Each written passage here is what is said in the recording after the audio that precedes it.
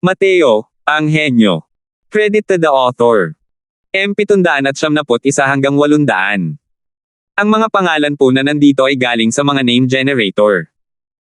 Kung meron man pagkakatulad sa mga pangalan ng tao o lugar at pangyayari, ito ay tunay na hindi sinasadya. Malumanay na sinabi ni Carla ang mga salitang iyon, ngunit sa kanyang boses ay may bahid ng hindi pagpaparaya sa pagtanggi. Kung titingnan ang hitsura ni Mateo, tila hindi niya kayang mag-alis ng 1 bilyong kristal ng Earth Essence kahit anong mangyari.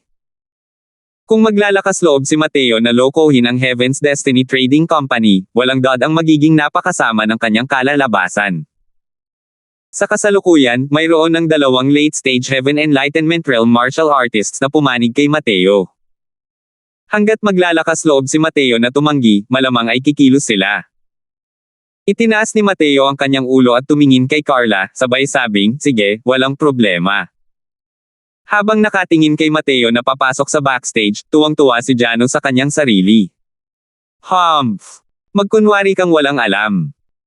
Ang pagpapaubaya mo sa Heaven's Destiny Trading Company ang bahala sa iyo, ang lalaking ito, ay nakakapagligtas sa abala ng Little Lord na ito." Sinamahan si Mateo ng 2 martial artist papunta sa isang tagong silid, ngunit hindi sila sumunod. Samantalang si Carla ay nasa loob na ng nakatagong silid, sino ang nakakaalam kung kailan. Sa buong nakatagong silid, tanging sina Mateo at Carla lamang ang naroon. Nang makitang pumasok si Mateo, lumapit si Carla sa harap ni Mateo habang inuuga ang kanyang balingkinitang baywang. May ngiti sa kanyang mga mata habang sinasabi, "Kapatid, hindi naman sa walang tiwala sa iyo ang ating Heaven's Destiny Trading Company, pero alam mo rin, napakahirap para sa isang cultivation realm na tulad ng sa iyo na kumuha ng napakaraming Earth Essence Crystals. Ginagawa namin ito para lang masiguro na magiging maayos ang subasta. Sana ay hindi ito magalit sa kapatid." Taglay ang banayad na halimuyak na kumakalat sa hangin, isang ngiting parang bulaklak, at isang malamagnetikong boses, ang kapangyarihan ni Carla na mangakit ay talagang nagpabilis sa daloy ng dugo ng mga tao. Sa loob ng buong nakatagong silid ay puno ng isang uri ng malabong kapaligiran. Ang ganitong uri ng madam na may edad na si Carla ay hindi talaga kayang tiisin ng isang karaniwang tao.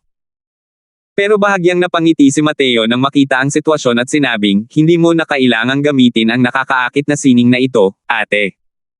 Sa totoo lang, sinasabi ko kay ate, hindi ko talaga kayang alisin ang napakaraming kristal ng Earth Essence." Noong mga nakaraang sandali, namangha pa rin si Carla na nagawa pa rin ni Mateo na mapanatili ang kanyang kahinahunan sa kabila ng kanyang pang-aakit. Maya-maya, naging napakapangit ng kanyang ekspresyon. Tunay ngang tama ang kutob ni Janos. Wala talagang Earth Essence Crystals ang batang ito. "Kapatid, alam mo ba kung anong klaseng resulta ang magiging panloloko mo sa aking Heaven's Destiny Trading Company?" Mayroon pa ring anyo ng isang ngiti na parang bulaklak si Carla, ngunit unti-unting naging malamig ang kanyang tono. Ngumiti si Mateo at sinabing, "Elder Sister Carla, kumalma ka. Sa totoo lang, ang makaharap ang Star Moon Sword ay lampas din sa inaasahan ko. Pero kahit ano paman, kailangan ko ring makuha ang Star Moon Sword. Itong 1 bilyong Earth Essence Crystals, isipin mo na lang na hiniram ko ito mula sa Heaven's Destiny Trading Company. Pautang. Marunong talagang magbiro si kuya. Maaari bang itinuturing mong isang charity foundation ang Heaven's Destiny Trading Company natin? Dahil hindi kayang tanggalin ni kuya ang mga Earth Essence Crystals, huwag mong sisihin si ate sa hindi pagiging magalang." Taglay pa rin ni Carla ang matamis na ekspresyon.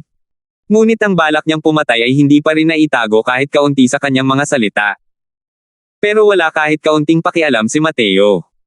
Ikinumpas niya ang kanyang kamay at nakangiting sinabi, "Ate, huwag kang masyadong magalit. Itong bagay na ito, iniisip ko kung nagkakahalaga ba ito ng 1 bilyon o hindi. Anong bagay ang maaaring maging katumbas ng isang gintong token? Ikaw. Bakit ka magkakaroon ng gintong token?" Kalmado lang ang itsura ni Carla. Pero nang makita niyang kinuha ni Mateo ang gintong token, agad na nagbago ang ekspresyon ng mukha niya. "Naku, noong nakaraan, iniabot ito sa akin ni Lex ng Ancient Opulent City. Sinabi kong ayaw ko, pero pinilit niya akong kunin ito. Akala ko napakahalaga ng bagay na ito. Lumalabas na niloloko lang ako ng lalaking iyon. Hindi. Hindi kanya niloko. Napakahalaga ng token na ito. Hindi. Ang halaga ng isang gintong token ay hindi masusukat gamit ang mga kristal ng Earth Essence. Medyo pabulong na sabi ni Carla. Paulit-ulit niyang tiningnan ang gintong token na hawak niya, kinukumpirmang totoo ito ng walang duda. Hindi mo ari ang gulat sa kanyang puso. Nilagpasan lang sila ng punong himpilan at direktang nagbigay ng gintong token sa binata sa harap niya. Makikita kung gaano kataas ang pagtingin ng punong himpilan sa binata. Ganito ha, mabuti na lang at sinabi ng ate na mahalaga ang bagay na ito. Kung hindi ko talaga alam ang gagawin ko ngayon. Dahil ganito na, maaari na bang akin na ang Star Moon Sword na ito? 1 bilyong Earth Essence Crystals, magsusulat ako ng IOU para sa iyo, sabi ni Mateo. Nang makita si Carla na bumalik sa entablado ng mag-isa, isang bahid ng malamig na ngiti ang sumilay sa mga labi ni Janos. Hey, alam ko nang nagkukunwari ang lalaking yon. Dahil dito, isinuko niya ang sarili niya sa gulo, di ba? Isang taga-probinsya na hindi pa nakakakita ng mundo noon. Malamang hindi pa rin niya alam kung gaano kaitikot ang Heaven's Destiny Trading Company, di ba? Sa tabi nila, sina Jomar at Joey ay tuwang-tuwa rin nang makita nila ang ganitong sitwasyon. Masasabing galit na galit silang dalawa kay Mateo. Sa pagkakataong ito, si Mateo mismo ang sumusubok na mamatay at sinaktan ng Heaven's Destiny Trading Company, talagang nakakatuwa ito. Sa ngayon, nakabawi na si Carla sa kanyang kaakit-akit at nakakaantig na anyo, ngunit ang pagtayo pa rin sa entablado ay nakakagulat pa rin. Napatagal ang paghihintay ng lahat. Pasensya na talaga. Ituloy natin ang subasta. May nag-aalok pa ba ng mas mataas na presyo para sa Star Moon Sword na ito? Kung wala, pagmamay-ari na ito ni Young Master Crosswell. Bukod pa rito, mula ngayon, si Young Master Crosswell ang magiging panauhin ng aking Heaven's Destiny Trading Company. Kung may mangyaring masama sa kanya sa banal na lupain, tiyak na itutuloy ito ng ating Heaven's Destiny Trading Company hanggang sa huli. Nagulat ang lahat sa mga sinabi ni Carla. Ang kayamanan ng isang tao ay siyang dahilan ng kanyang sariling kasakiman. Ang mga salita ni Carla ay nagbabala sa mga taong may tusong ideya na huwag isipin ang pagpatay ng mga tao para makasamsam ng mga kayamanan sa ganitong uri ng bagay. Siyempre, ang babala ng Heaven's Destiny Trading Company ay nakakatakot pa rin. Nagbago ang ekspresyon ni Janos, at sumigaw siya, Carla, anong nangyayari dito? Huwag mong sabihin sa akin na ang batang iyon ay talagang may bilyong kristal ng Earth Essence. Ngumiti si Carla kay Janos at sinabing, si Young Master Crosswell nga ay may hawak na bilyong kristal ng Earth Essence, walang problema. Kung napagdesisyonan na ni Young Master Wu ang Star Moon Sword, maaari ka nang magpatuloy sa pagbid, iimbitahan ko ulit si Young Master Crosswell. Pero sinabi sa akin ni Young Master Crosswell kanina na ang Star Moon Sword na ito, determinado siyang makuha ito. Kahit 2 bilyon pa, sasamahan niya ito hanggang sa huli. Ang ekspresyon ni Janos ay naging lubhang pangit. Ang kanyang mukha ay parang nag-aalab.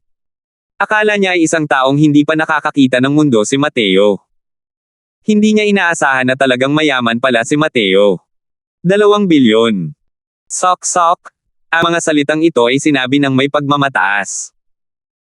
Kahit ang mga elder ng Faceless Realm ng kanilang angkan ay hindi rin nang-ahas na sabihin na kayang mag-alis ng 2 bilyong Earth Essence Crystals ng basta-basta. Isang maliit na Divine Traversing Realm ang kayang pumatay ng isang napakalaking figure ng mga kristal ng Earth Essence. Nakakatakot talaga. Tara na. Sa lugar na ito ng subasta, pawang mga taong may mga katayuan sila. Paano pa kaya magkakaroon ng mukha si Janos? Nagduda siya na walang pera si Mateo. Ang resulta ay mas mayaman si Mateo kaysa sa kanya. Teka lang. Binili niyang Master Wu ang 3-leaved stone. Pakiayos na lang muna ang mga Earth Essence Crystals bago umalis, malamig na sabi ni Carla. Natigilan si Janos, at wala na siyang nagawa kundi tumigil. Ang Heaven's Destiny Trading Company ay hindi ang kayang i-provoke ng kanilang maliit na Wu family. Dahil lang sa ang Crimson Afterglow Holy Land ay isang Rank 9 Holy Land, hindi nagpadala ang Heaven's Destiny Trading Company ng isang Dao Profound Realm Powerhouse para pigilan ang kuta. Isang kilalang Rank 1 Holy Land, ang mga powerhouse ng Dao Profound Realm ng Heaven's Destiny Trading Company ay kahanga-hanga. Dahil sa kawalan ng magawa, pinatigas ni Janos ang kanyang anit at binayaran ang bayarin bago kinuha ang three-leaf stone at umalis. Pero ang pamilya Wu na ito ay talagang may mga taong maalam tungkol sa mga kalakal. Nang dalhin ni Janos Wu ang three-leaf stone para makita ng pinuno ng pamilya Wu, agad siyang binato ng matinding pang-aabuso.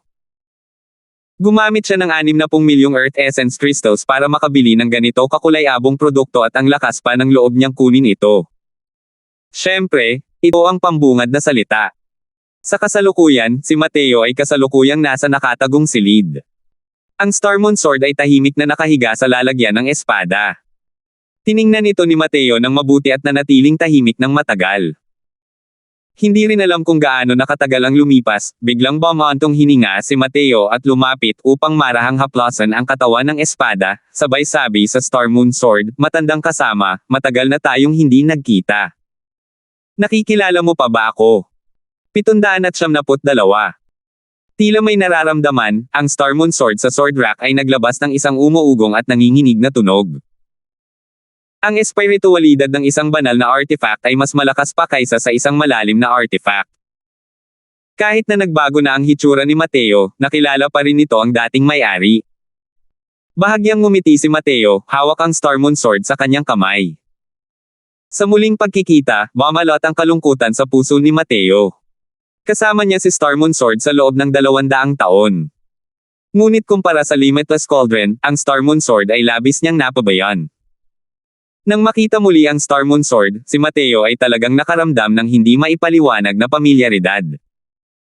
Ang mga eksena ng mga nakaraang araw ay gumulong sa isipan ni Mateo na parang kahapon lang nangyari. Matandang kasama, sama-sama tayong magsikap na makabalik sa tuktok at maglibot sa Divine Realm ng walang harang. Ang madilim na ulap sa katawan ni Mateo ay tuluyang naalis. Ang pumalit dito ay ang determinasyong sumulong ng may di matitinag na kalooban. Ang Starmoon Sword ay naglabas ng mga alon ng magaan na humuhuni. Malinaw na ito ay tugon sa kabayanihan na deklarasyon ni Mateo. Sinuri ni Mateo ang Starmoon Sword ng ilang sandali at natuklasan na ito ay talagang napinsala ng husto. Wala siyang gaanong nagawa sa landas ng pagpino ng artifact. Dahil sa kagustuhan niyang bumalik ang Starmoon Sword sa tugatog nito, kailangan pa rin niyang maghanap ng isang Grandmaster sa pagpino ng artifact. Pero kahit na malubhang napinsala ito, ang Starmoon Sword ay higit pa sa isang antas na mas mataas kaysa sa Xuan Sword. Bukod pa rito, ang antas ng pamilyaridad ni Mateo sa Starmoon Sword ay lubos na hindi kayang ikumpara sa ibang mga armas. Ang Falling Flower Floating Zero ay nilikha ni Mateo gamit ang Starmoon Sword. Pagbalik sa kanyang tirahan, pinili agad ni Mateo na pumasok sa isang pribadong lugar. Ang lahat ng mga tirahan ay inilaan ng banal na lupain. Mahigpit ang seguridad.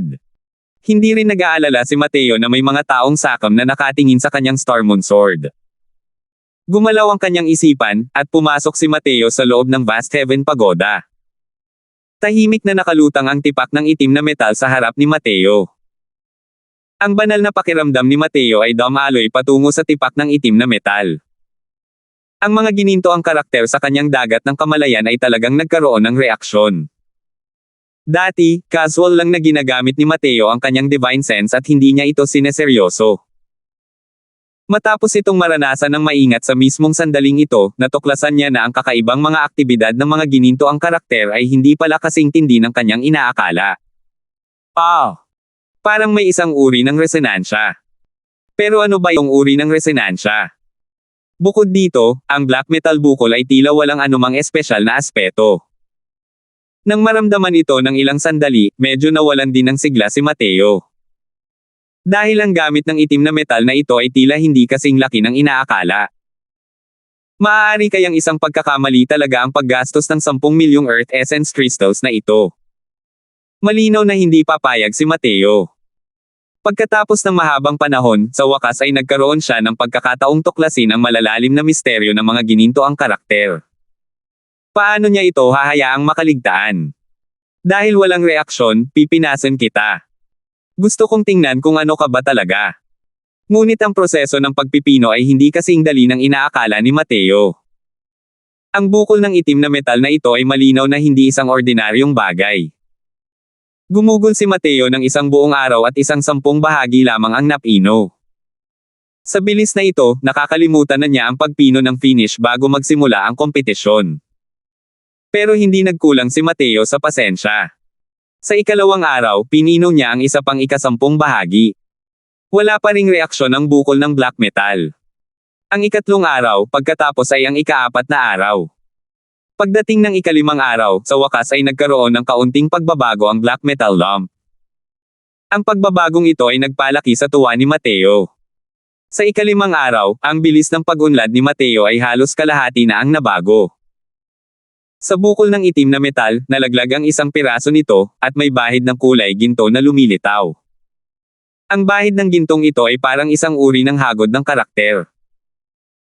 Pinag-ugnay ito ni Mateo sa mga ginintoang karakter sa kanyang karagatan ng kamalayan ng ilang sandali at natuklasan na may ilang karakter na tumutugma sa bahid ng hagod ng karakter na iyon. Maaari kayang ang nakatala sa black metal bukol na ito ay eksaktong ganitong uri ng ginintoang karakter. Hindi ko napansin noon, pero kung titingnan ko ito ngayon, ang black metal bukol na ito ay parang piraso ng kaldero. Posible kayang ito ay piraso ng kalderong panggamot ng isang deity realm powerhouse. Matapang na hula ni Mateo. Sa ika-6 na araw, sa wakas ay nagsimula na ang kompetisyon sa pagpili ng quasi-holy son. Masyadong pinalabis ang sistema ng kwalipikasyon ng Grand Finals. Ngunit sinubok din ito ng husto ang tunay na lakas. May kabuuang 60 kalahok na nag-organisa mula no. 1 hanggang no. 60. Araw-araw, magsasagawa sila ng 3 round ng showdown. Magkakaiba ang mga kalaban sa bawat laban, hanggang sa matapos ang laban sa lahat ng kalaban. Ibig sabihin din nito ay sasailalim ang bawat tao sa isang laban kasama ang iba pang 59 na kalahok. Sa wakas, ayon sa bilang ng mga panalo, ito ang magpapasya sa mga ranggo. Ang mga grand final na ito ay tatagal ng 20 araw.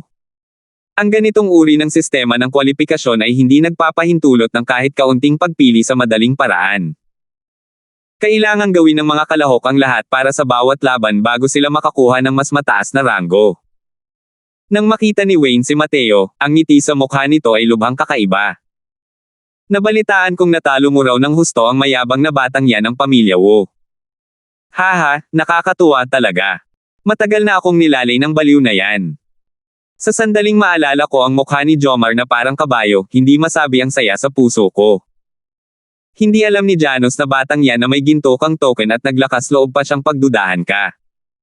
Hahaha, talagang pinapatay ako. Nakita na ni Wayne ang whole token ni Mateo. Nang mga oras na iyon, labis din siyang natakot. Ang bagay na ito ay hindi kayang sukatin ng mga kristal ng Earth Essence. Ang nakakatawa ay ang pangahas pa ni Janos na pagdudahan ang kakayahan ni Mateo na magbayad. Pinagsilbihan siya ng tama para kumain ng lugi. Umikot ang mga mata ni Mateo at sinabing, tama na ang kalokohan. Nailabas na ba ang mga numero natin? Hindi rin ito ikinabahala ni Wayne, at natatawang sinabi, labas ka na. Ikaw ang no. 7. Si Kitten ay no. 23. Si Mayun ay no. 51. Ang numerong ito ay basta-basta na lang kinuha. Wala ring mabuti o masama. Alinman sa dalawa, kahit ano paman, makakasalubong nila ang lahat ng kalaban. Isa pa, ang grand final sa pagkakataong ito, lahat ng huli ay hindi pangkaraniwan. Tila ba walang pakialam kung sino man ang kalaban. Mukhang maganda ang no. 7. Saang laban ko kaya makakasalubong ang Lucas na yan? Tanong ni Mateo. Hey! Matagal na kitang tinulungang tumingin. Makakaharap mo lang siya sa ika-42 laban. Pero huwag mo ring bawasan ang iyong pagbabantay. Bago siya, marami ring malalakas na kalaban. Kailangan mong mag-ingat, tila matagal nang alam ni Wayne ang iniisip ni Mateo at ipinaalala sa kanya. Tumanggaw si Mateo at hindi na nagulat dito. Nagtipon ang grupong ito sa Crimson Afterglow Plaza matapos makipagkita kina Kitten, Mayon, at sa iba pa. Ang Crimson Afterglow Plaza ay matatagpuan sa gitnang sona ng banal na lupain. Ang kabuuang lugar na sakop ay napakalawak. Ang kompetisyon sa pagpili sa pagkakataong ito ay ang walang kapantay na engranding kaganapan ng Crimson Afterglow Holy Land at ang entablado rin para sa paligsahan ng lakas ng iba't ibang pangunahing pamilya ng banal na lupain. Kaya naman, natural na napakalawak din ang Athens yung napukaw. Unang Elder, ano ang kahalagahan ng pag-oorganisa ng banal na Panginoon ng kompetisyon sa pagpili sa pagkakataong ito? Sa aking palagay, si Lucas ang tiyak na numero 1. Ano pa ang pangangailangan para sa ganitong kompetisyon? Kayang-kaya ng silipin ng mga makapangyarihang Dao Profound Realm ang mga sekreto ng langit ng palihim. Paano natin naiisip ang mga iniisip ng banal na Panginoon? Si Lucas nga ang henyo ng banal na lupain na mahirap hanapin sa loob ng 1,000 taon. Pero para sabihin siya ang numero 1, hindi ako sang-ayon. Ang kompetisyon ngayon ay pumili ng ilang kawili-wiling maliliit na bata. Hindi naman siguro, di ba? Ang lakas ni Lucas ay karapat-dapat na maging numero 1 sa banal na lupain. Kahit si Janus ay mas mahina kaysa sa kanya. Sa iba pang mga napiling Division Competition Zone, mayroon pa bang isang taong maaaring makipagtagisan sa kanya? Hehe, tingnan mo mamaya. Hindi pa nagsisimula ang kompetisyon, ngunit ang unang Elder ng Crimson Afterglow Holy Land ay puno ng kumpiyansa para sa kompetisyon sa pagkakataong ito. 773. Sa tabi ng kampo ng banal na lupain, sina Janus at ang isa pang henyo ay kasalukuyang nagbubulungan sa isa't isa. Wilfred, makakalaban mo si Mateo sa ikatlong laban mo ngayon. Bigyan mo ako ng matinding suntok at parusahan mo ng maayos ang batang ito. Kahit na ipinagbabawal ng kompetisyon ang pagpatay, ang pagpipinsala sa kanya at pagpapaalis sa kanya sa kompetisyon ng kusa ay hindi problema. Malamig na sabi ni Janus. Si Wilfred na ito ay isa pang kalahok sa panig ng banal na lupain. Katulad ng 9th level Boundless, siya ang pinakamalapit kay Janus. Tungkol dito, nagkataon lang din. 3 rounds ng kompetisyon ang ginanap ngayon, at ang kalaban ni Mateo sa ikatlong round ay itong si Wilfred. Kaya hinanap siya ni Janus bago pa man magsimula ang kompetisyon. Ang 6 na kalahok na lumahok sa kompetisyon sa panig ng banal na lupain ay pawang mga 9th level Boundless. Ninakaw ng kanilang lakas ang iba pang mga competition zone ng dibisyon. Sa kabilang banda, sa panig ng Cross City, ang pila ay mukhang medyo kaawa-awa. Si Miguel, na may pinakamataas na cultivation realm, ay isa lamang 8th level Boundless.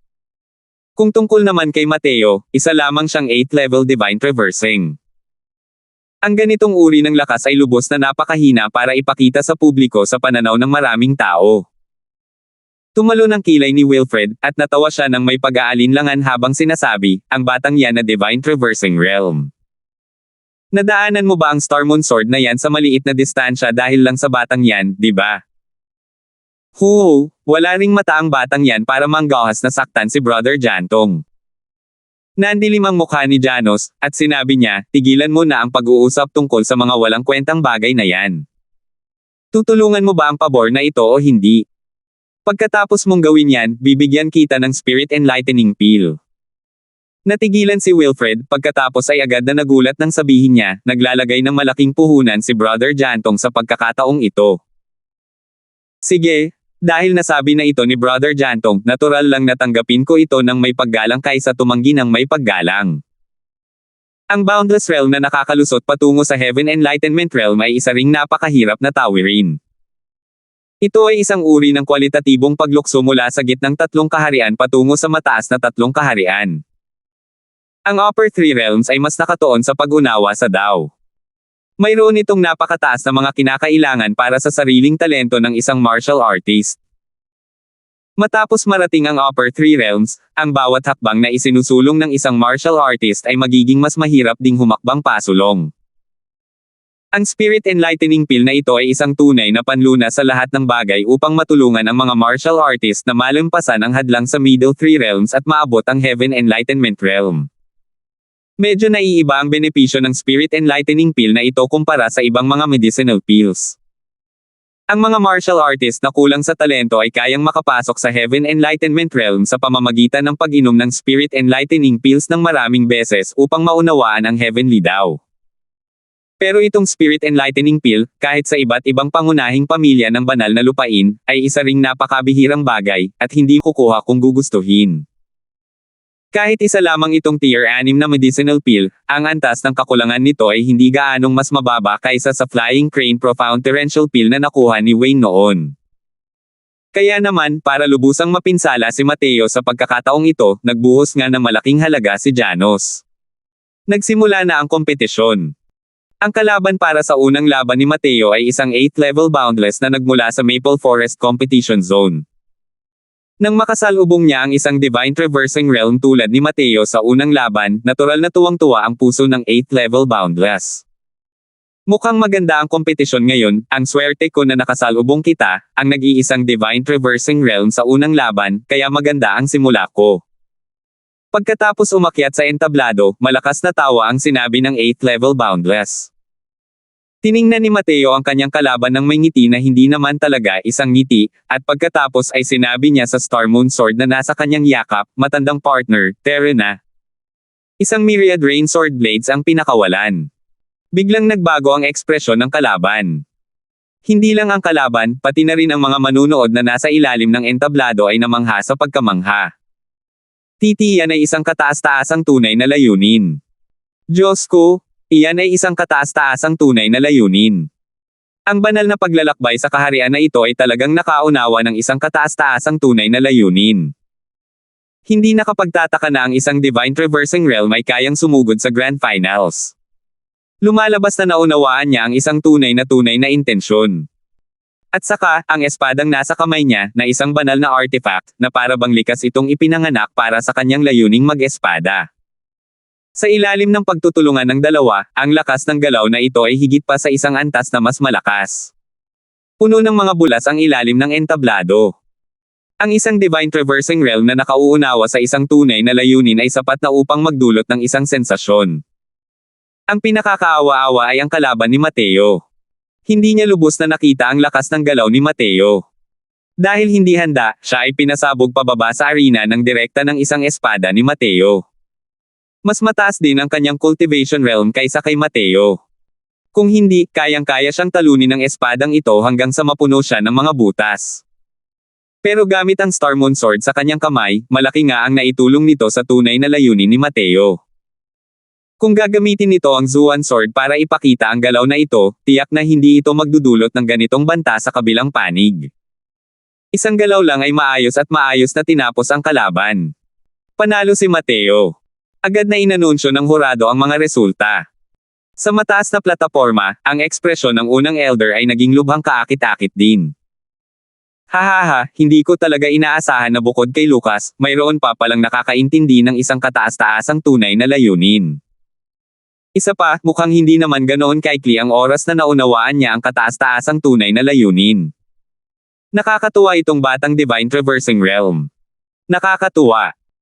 Pagkababa ni Mateo sa entablado, tiningnan siya ni Wayne nang may mapait na ngiti sa kanyang mukha habang nagrereklamo, "Ikaw, itong baliw na ito, itinago mo sa akin ang katotohanan ng napakapait. Hindi ko talaga inakalang naunawaan mo na pala ang isang tunay na layunin." Hindi nakakapagtaka na nang ahas kang magsalita ng ganyan.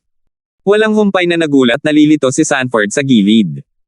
Noong nasa Cross City Division Zone si Mateo, itinago niya talaga ang kanyang lakas sa buong oras. At matagal nang kilala ni Wayne si Mateo at ngayon lang niya nakitang nagpakita ng tunay na intensyon si Mateo. Agad na nakakuha ng atensyon ang espada ni Mateo. Bago ito, maaaring siya ang pinakakaunting paborito sa lahat ng mga kalahok. Ngunit ang kapangyarihan ng isang espadang ito ay nagbigay daan sa lahat na makita ng malinaw ang kanyang kapangyarihan. Nang sandaling iyon, paminsan-minsan ay maririnig sa mga plataporma ang boses ng mga hurado. Panalo si Lucas. Janos ang nanalo. Panalo si Wilfred. Ang kalakasan ng mga taong ito ni Lucas ay kabilang sa first tier. Hanggat hindi masyadong malakas ang lakas ng kalaban, ang pagpuksa sa kalaban ay isang bagay na madali rin. Pero kumpara kay Mateo, medyo mas mabagal pa rin ng kaunti ang kanilang bilis. Nang marinig nila na ang nag-iisang kalahok sa Divine Traversing Realm sa pagkakataong ito ay talagang may alam na tunay na layunin, isa-isa silang naging kawili-wili sa kanilang mga ekspresyon. Biglang natuklasan ni Wilfred na ang Spirit Enlightening Pill na ito ay tila hindi madaling makuha. Napakataas ng kanyang pag-unawa sa mga konsepto.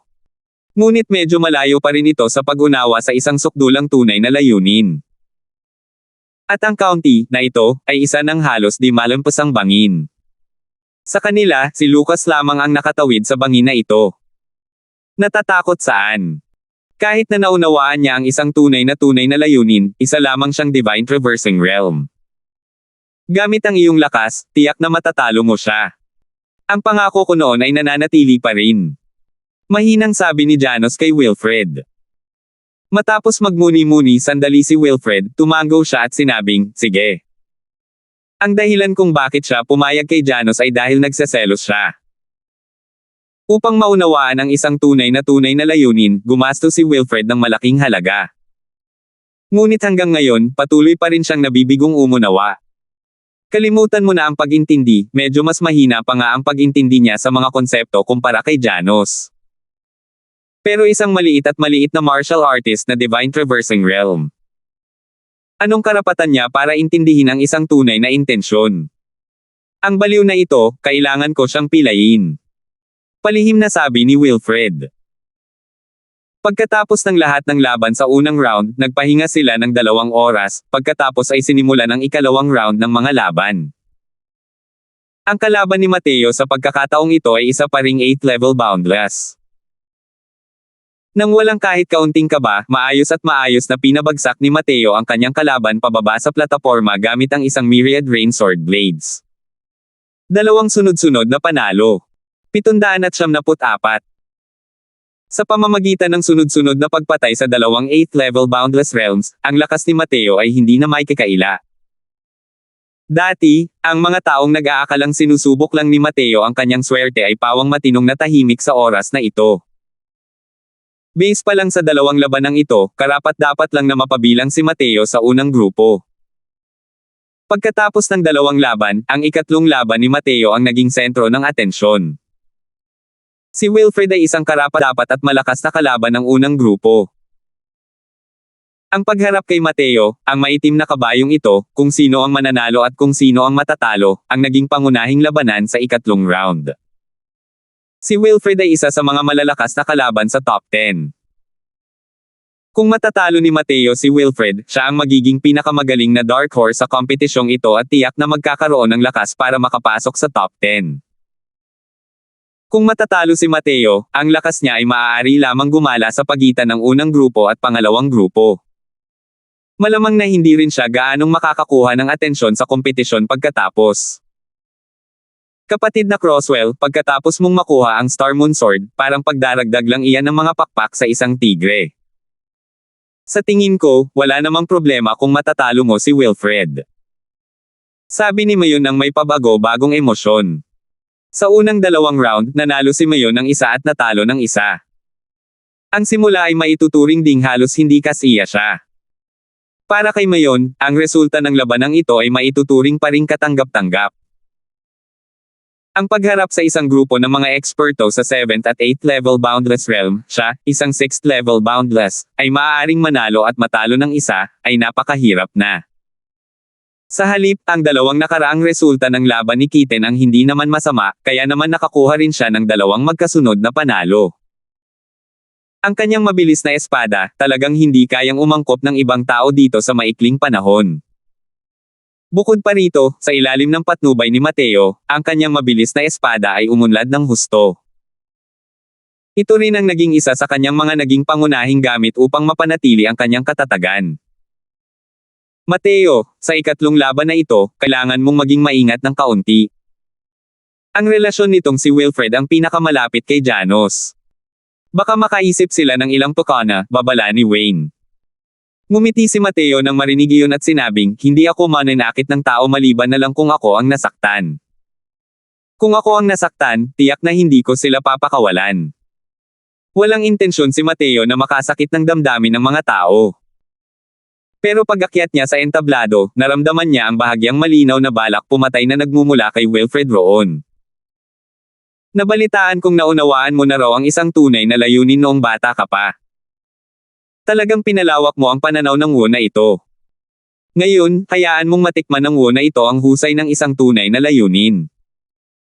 Gayunpaman, ang mga kamao at sipa ay hindi nagsasalita. Kailangan mong mag-ingat, sabi ni Wilfred nang may masayang ngiti. Ngumiti si Mateo at sinabing, ganito, di ba? Kung gayon, kailangan mong mag-ingat. Ang aking layunin sa espada, hindi ko nga ito makontrol minsan. Nandilim ang mukha ni Wilfred nang marinig niya iyon. Nangahas pang ang takutin siya ng lalaking ito. Ganoon ba? Kung gayon, gusto kong makita kung gaano kalakas ang iyong hangarin na gumamit ng espada. Naging malamig ang tono ni Wilfred, inilapat ang kamay sa kanyang espada, at sumugod.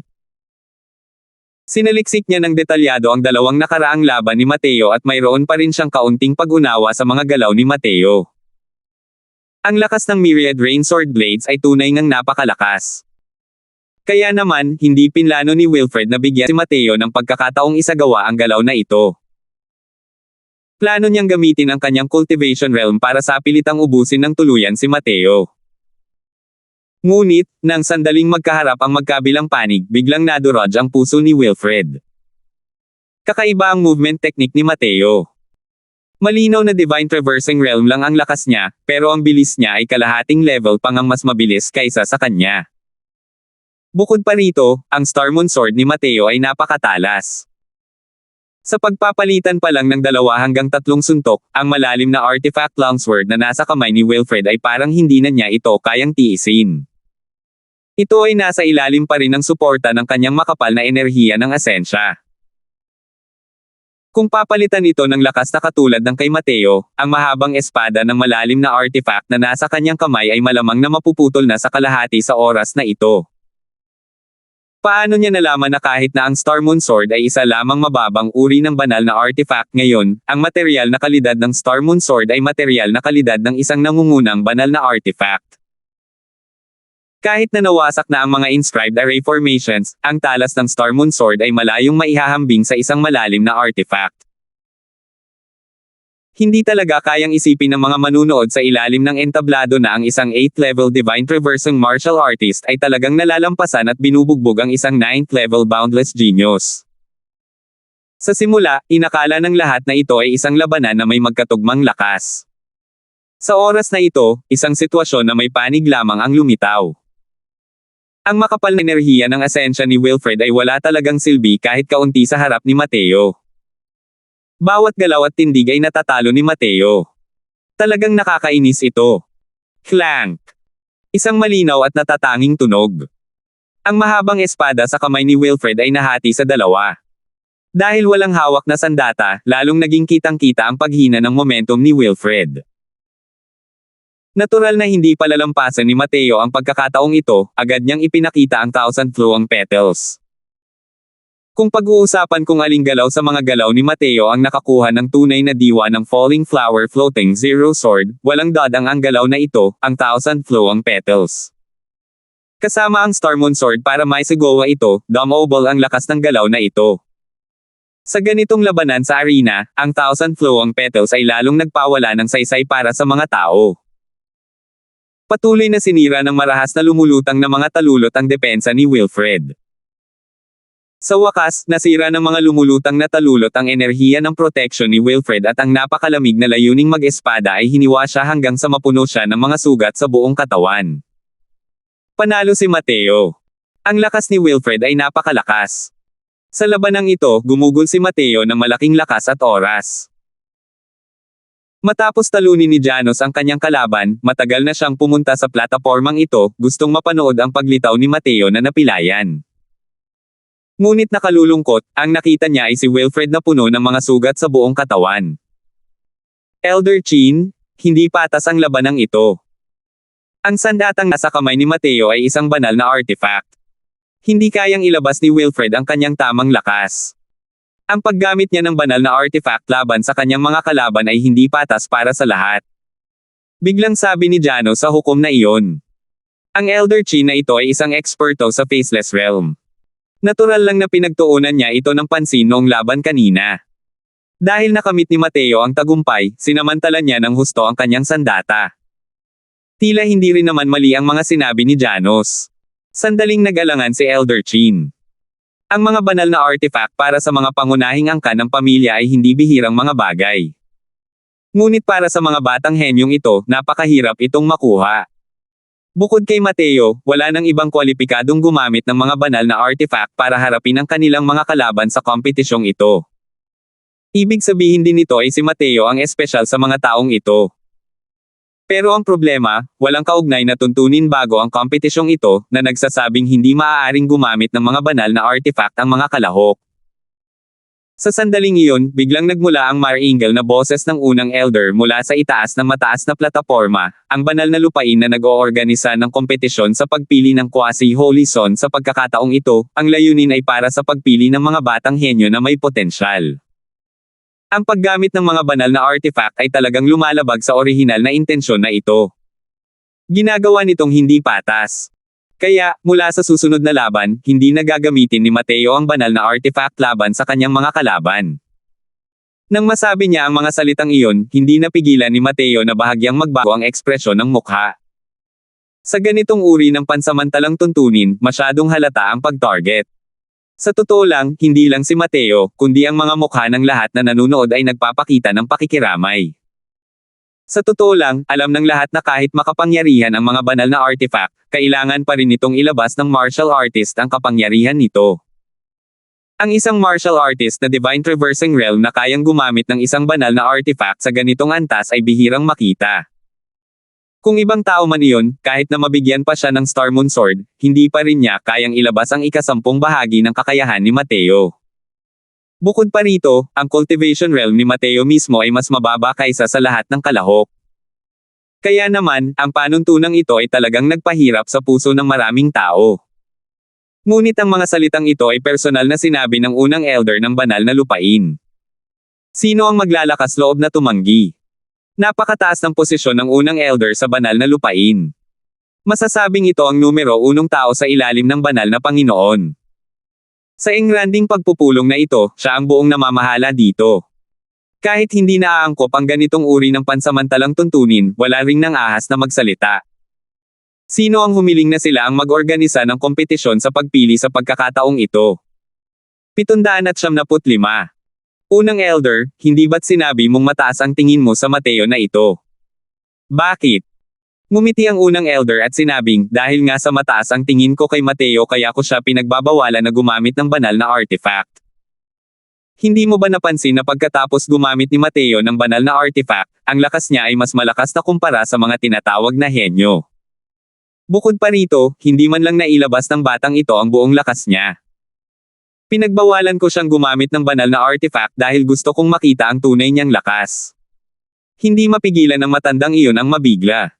Napakalakas na niya at hindi pa niya nailalabas ang lahat ng lakas niya. Ano nga ba ang limitasyon ng Mateo na ito? Unang elder, dahil bawal ang paggamit ng mga banal na artifact, dapat bang paalang bisa ang mga nakaraang resulta ng labanan ni Mateo o hindi? Nang makita ni Janus na ang unang elder ay personal na gumawa ng hakbang para pigilan si Mateo, hindi man lang binanggit kung gaano ito kasabik, agad siyang umakyat sa poste, gustong paalang bisa ang mga resulta ng nakaraang labanan ni Mateo. Dati ay ang isyo ng banal na lupain. Kaya naman, balido ang resulta ng laban ni Mateo. Ang patakarang ito ay magsisimulang ipatupad sa susunod na laban. Muling narinig ang boses ng unang elder. Sa totoo lang, hindi naman sa hindi pinag-isipan ng banal na lupain ang paggamit ng mga banal na artifact. Ngunit ang mga martial artist ng Boundless Realm ay hindi lubos na kayang ilabas ang kapangyarihan ng isang banal na artifact. Kahit na gumamit sila ng mga banal na artifact, limitado rin ang pagpapalakas ng kanilang lakas. Kunin natin halimbawa si Janus, kahit na ginamit niya ang banal na artifact ng pamilya Wu, hindi rin posible na talunin si Lucas. Kaya naman, iyon ang dahilan kung bakit hindi tinarget ng banal na lupain ang mga banal na artifact at hindi nagpatupad ng mga paghihigpit. Ngunit ang paglitaw ni Mateo ay lubos na sumire sa ganitong sitwasyon. Napilitan din ito ang unang elder na baguhin ang mga patakaran ng biglaan. Dahil sa ganitong uri ng hindi patas na pagtrato, parehong nagpakita ng pagtatanggi na sumunod ang mga mukha ni na Sanford at Wayne. Ngunit masyadong mataas ang posisyon ng unang elder. Hindi sila nang ahas na tumanggi at nang ahas din na makaramdam ng galit ngunit hindi nang ahas na magsalita. Sa halip, si Mateo mismo ang tila kalmado. Tiningnan niya ang ilang malabo at walang kabuluhang mga figures sa mataas na plataporma at malamig na sinabi, kahit ano ang makapagpapasaya sa iyo. Pagkatapos magsalita, itinabi niya ang Star Moon Sword at direktang umalis sa lugar ng kompetisyon. Ang mga laban ni Mateo sa unang araw ay natapos ng may ganap na tagumpay para sa 3 laban na tulad nito. Ang dominanteng pagsalakay ni Mateo sa unang grupo ay labis na hindi inaasahan ng lahat. Natapos ang 3 round ng kompetisyon sa unang araw. Ngunit kakaunti lamang ang mga kalahok na nanalo sa lahat ng tatlong laban. 5 lamang ang bilang. Ang iba, ang karamihan, ay may panalo at talo. Makikita na halos pare-pareho ang lakas ng lahat. Sa tabi ng lugar ng kompetisyon, mayroong isang light screen na nabuo gamit ang isang array formation. Pagkatapos ng bawat round, ang resulta ng labanan ng bawat isa ay ipapakita sa light screen. Kahangahangang napunta sa unang pwesto ang pangalan ni Lucas. Kasunod ni Lucas ay sina Joko, Janos, Arnel, pati na rin si Mateo. Ang 5 taong ito ay ganap na nanalo sa 3 laban sa unang araw at tabla sa unang pwesto. Masyado lang sigurong matagal ang ginugol ni Mateo sa ikatlong labanan, kaya siya napunta sa huling pwesto. Siyempre, ang listahan ng ranggo sa unang araw ay hindi gaanong mahalaga. Kasabay ng paglipas ng panahon, ang listahan ng ranggo na ito ay sasailalim sa napakalaking pagbabago. Walang libreng oras si Mateo para mag-alala tungkol dito. Pagkabalik niya sa kanyang tirahan, agad na pumasok si Mateo sa Vast Heaven Pagoda at ipinagpatuloy ang pagpino ng black metal bukol. Dahil kayang usazain ang mga misteryo ng mga ginintoang karakter, si Mateo ay puno ng sigla ngayon.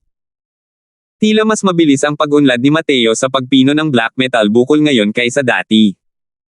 Kahit isang gabi lang, nakapagpino rin siya ng 1/10. Sa bilis ng pag-unlad na ito, kailangan pa rin ni Mateo ng 5 araw para lubos itong mapino.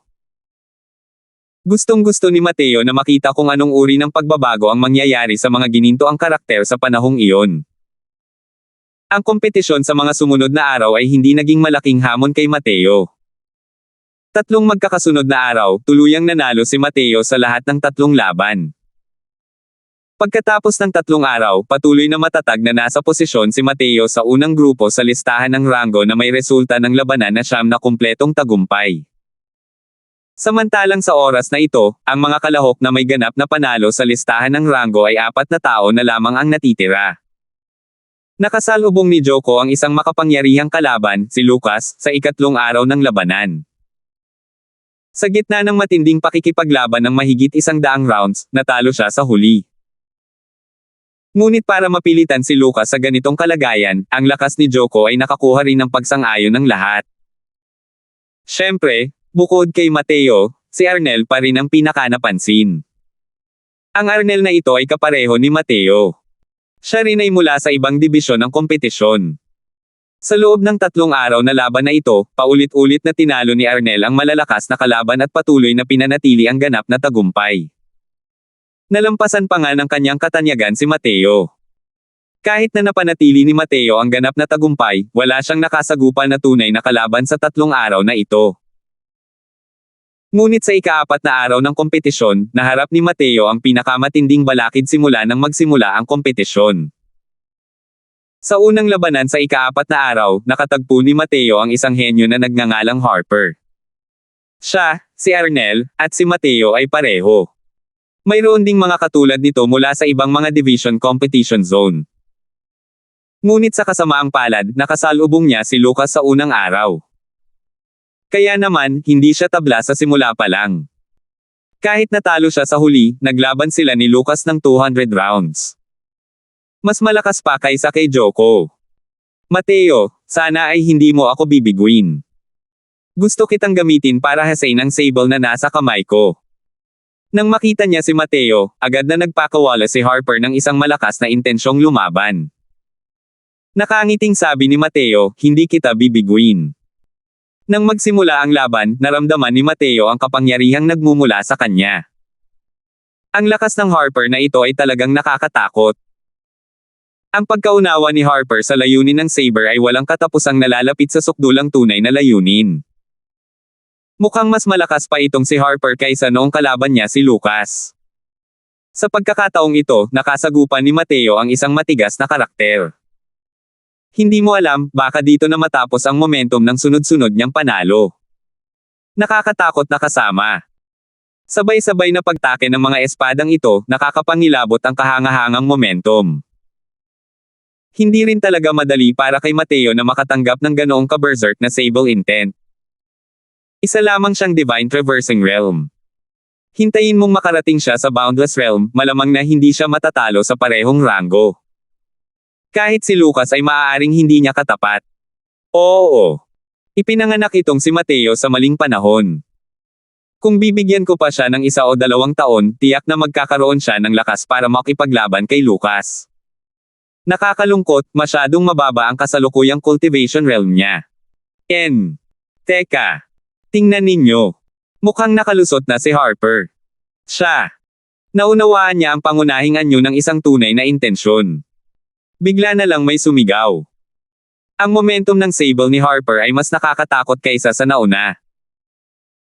Sa huling talam, talagang nalagpasan ni Harper ang mga tanikala at nakamit ang isang sukdulang tunay na intensyon. Isang espada ang lumabas, at mayroong isang aura ng paghahati ng mundo sa 2 bahagi. Tila matagal na itong inaasahan ni Mateo. Sa harap ng galaw na ito, gamit ang isang hindi mapigil ang puwersa, itinutok ni Mateo ang mahabang espada. Agad na nagbago ang kulay ng mga lupain. Isang di nahahawakang layuning mag-espada ang bumalot sa buong plataporma na para bang ang mundo ay puro layuning mag-espada. Ang mga manunood na nakapalibot at nanunood sa ilalim ng entablado, paulit-ulit na nagbago ang kanilang ekspresyon. Ang labanang ito ay tunay na isang na mas mataas kaysa sa nauna. Akala nila noong una ay sigurado ng matatalo si Mateo, pero hindi nila inaasahan na mas malakas pa pala ang galaw ni Mateo. Pinupunit ang langit. Nang mabitawan ang espada ni Mateo, agad nitong winasak ang intensyon ng kataas-taasang sable na pinaigting at binuo ni Harper. Natahimik ang buong manunood, lahat ay naghihintay sa contra-offensive ni Harper upang muling mabawi ang nawalang lugar. Pero walang makakapag-akala na biglang isusunggab ni Harper ang kanyang mga kamao kay Mateo at sasabihing, "Maraming salamat sa pagtulong sa akin ni Brother Crosswell na makamit ang aking layunin." Umamin na si Harper. Sa lakas ni Brother Crosswell, kahit hindi mo hiramin ang kapangyarihan ng isang banal na artifact, sapat na rin iyon para makipaglaban kay Lucas. Nabigla ang lahat sa gulat. Maaari kayang sinadya ni Mateo na gabayan si Harper dati, at ang kanyang mga kilos ay nakatulong kay Harper upang maunawaan ang isang tunay na layunin. 776. Napakalakas talaga nitong si Mateo. Hindi pa 1 o 2 araw ang pag-unawa niya sa isang kataas-taasang tunay na layunin. Ang kanyang pag-unawa sa kataas-taasang tunay na layunin ay mas malakas kumpara kay Lucas. Lucas, Mateo, at Harper. Sa kompetisyong ito, mayroon na talagang 3 henyong kabataan na nakakaintindi ng isang tunay na layunin. Diyos ko, paano nagkaroon ng ganitong halimaw? Siya, isang divine traversing realm, ang siyang gumabay sa iba upang maunawaan ang isang tunay na layunin. Nang makabawi ang lahat sa kanilang katinoan, sumiklab ang mga alon ng pagkamangha sa gawang iyon. Kung ginamit ni Mateo ang Rending the Sky noong una, matagal na sana niyang natalo si Harper. Pero nakita ni Mateo na isang hakbang na lang ang layo ni Harper sa pag-unawa sa isang tunay na layunin. Kaya naman, kusang loob siyang nagsilbing hasa ni Harper, mahusay at matiig ang gumagabay sa labanan, hinahayaan ang kabilang panig na humakbang palabas sa pinakamahalagang hakbang na ito. Ang nagpatigil sa lahat ay matapos maunawaan ni Harper ang tunay na layunin, natalo pa rin siya ni Mateo. Makikita agad ang lakas ni Mateo. Dati, akala ng lahat ay sinasamantala ni Mateo ang kanyang sandata. Ngunit ngayon, alam na nila kung gaano kalakas ang lakas ni Mateo. Gamit lamang ang Zuan Sword, si Mateo ay kayang manatiling matatag sa unang grupo. Hahaha, ano ba yung sinabi ko, itinago nga ng batang to ang lakas niya. Sok. Kung titingnan mo, malamang nasa 3 yugto na ng Supreme True Intent na ang Supreme True Intent niya, o baka nasa 4 na yugto pa. Pagdating ng Dao Profound Realm ng Cultivation Realm niya, pwede na siyang maging isang Divine King Powerhouse. Sa mataas na plataporma, sabi ng First Elder sabay tawa ng malakas. Ang matatalas na mata ng unang Elder ay parang nagliliyab na mga sulo. Ang Mateo na ito ay tunay ngang isang walang kapantay na henyo na mahirap harapin sa loob ng 1,000 taon. Ito ay medyo nag-aalangan na sabi ng Elder. Ano ba talaga? Nagtatakang tanong ng unang Elder. Para lang sa isang henyong tulad nito, kaya ba siyang pagbigyan ng ating Crimson Afterglow Holy Land? Isa pa. Dati, para lang maipakita niya ang kanyang tunay na lakas, nasaktan mo na siya. Ito. Natigilan ng unang elder at sa totoo lang ay medyo hindi alam ang gagawin. Matapos maunawaan ang pangunahing anyo ng isang kataas-taasang tunay na layunin, ginagawa pa lamang nito ang unang hakbang tungo sa pag-unawa sa isang kataas-taasang tunay na layunin, na siya ring unang yugto. Ang mga tunay na layunin ay hinati rin mula ranggo 1 hanggang ranggo 9 batay sa antas ng pag-unawa. Ang isang ranggong 9 na kataas-taasang tunay na intensyon ay tinatawag ding perpektong kataas-taasang tunay na intensyon. Nang magtagumpay ang pag-unawa, ang araw ng pagkilala bilang isang makapangyarihang Divine King ay nalalapit na. Kung mauunawaan ng isang tao ang unang yugto, magkakaroon sila ng napakataas na pag-asa na makaabot sa Dao Profound Realm. Tungkol sa Asher Deeper Floating Zero Sword ni Mateo, kahit 4 na stance lang ng sword moves ang nagawa niya, naunawaan na niya ang ikalimang yugto ng Supreme True Intent. Medyo konserbatibo pa rin ang pagsusuri ng unang elder kay Mateo. Pagkatapos ng labanang ito, nakilala rin ng lahat ang lakas ni Mateo. Itinuring siyang isang halimaw na mas kakaiba pa kaysa kay Lucas. Isa siyang walang kapantay na henyo na may kabisera na kayang kalabanan si Lucas sa Divine Traversing Realm. Simula sa araw na ito, ang paghaharap ni na Mateo at Lucas ay naging isang pinakahihintay na laban. Sa ika-4 na araw, nanalo pa rin si Mateo ng 3 laban. Dahil sa walang kapintasang resulta ng 12 panalo, patuloy siyang nakatabla sa unang pwesto kasama si Lucas at ang iba pa. Sa kasalukuyan, ang pagpipino ni Mateo sa black metal bukol ay umabot na rin sa huling yugto. Pagkatapos ng ika-5 araw ng kompetisyon, isinagawa ni Mateo ang huling pagpipino. Sa wakas, nang tuluyan ng pino ang bukol ng itim na metal, sa wakas ay isiniwalat na ng gintong marka sa bukol ng itim na metal ang orihinal nitong anyo. Nagugong ang isip ni Mateo. Ang mga gininto ang karakter sa kanyang dagat ng kamalayan ay bumuo ng isang matinding ugong kasama ng itim na metal. Natuklasan ni Mateo na sa black metal lump na ito ay mayroon lamang 3 karakter. At sa 3 karakter na ito, mayroong 2 karakter sa mga gininto ang karakter. Ang isa pa, si Mateo, ay naghanap sa mga gininto ang karakter, ngunit hindi niya ito natagpuan. Matagal nang naiisip ni Mateo ang mga gininto ang karakter na ito. Ngunit nitong mga nakaraang taon, dahil sa kanyang pag-unawa sa mga gininto ang karakter na ito, napakabagal ng kanyang pag-unlad. Ang mga gininto ang karakter na ito, bawat isa ay naglalaman ng napakalalim na mga kasabihan ng dakilang Dao. Patuloy na nabibigo si Mateo na mahanap ang tamang paraan. Matapos pinuhin ang black metal bukol sa pagkakataong ito, naramdaman ni Mateo ang bakas ng natitirang alindog ng Dao mula sa matinding ugong na ito. Kahit maliit lang iyon, napakalinaw naman. Hindi maipahayag ang ganitong uri ng damdamin gamit ang mga salita. Ngunit ang pag-unawa ni Mateo sa 2 karakter na ito ang nagpalalim sa maliit na bakas na iyon. Bigla na lang, naging mas maliksi ang isip ni Mateo nang tumama ang swerte, isang pakiramdam na kailangan niyang ilabas ito sa kanyang dibdib. Buo! Ginamit ni Mateo ang lahat ng lakas ng kanyang katawan at bumulalas ng isang pantig. Sa sandaling lumabas ang pantig, ang dagat ng enerhiya ng asensya sa loob ng katawan ni Mateo ay agad na naubos, at ang buong pagkatao niya ay nahulog sa isang estado ng pagod.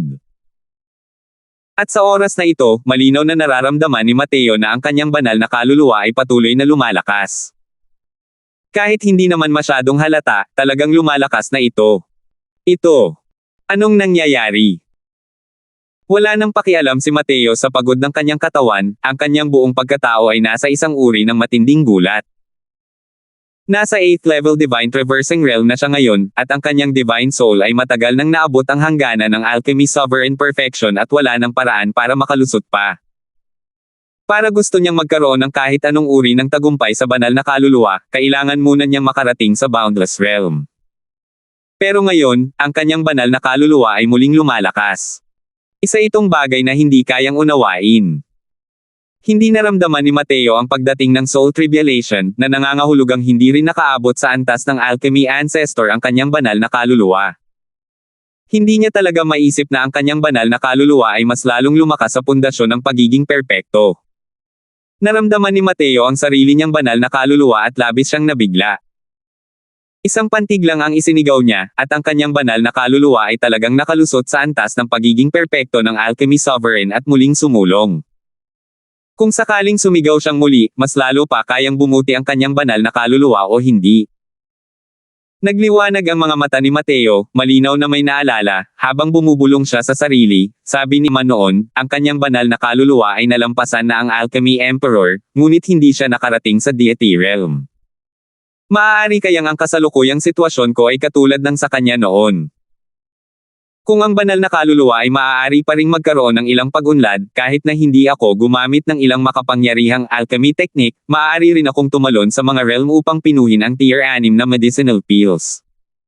Ang mga gininto ang karakter na ito ay tiyak na mga salitang isinulat ng isang powerhouse ng Deity Realm. Ang mga paraan ng mga eksperto sa Deity Realm ay talagang hindi maisip na aktwal na magamit ang mga salita upang ilarawan ang Heavenly Tao at palakasin ang banal na kaluluwa na makalalampas sa mga kadena. Habang tumatagal, lalong tumitindi ang pagnanais ni Mateo para sa Deity Realm. Nang makuha ni Richard ang Medicine God Soul Cannon na ito noon, nasa tugatog na siya ng Alchemy Emperor Realm.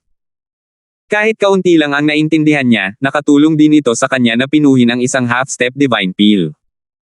Kasalukuyang nasa Divine Traversing Realm pa rin si Mateo.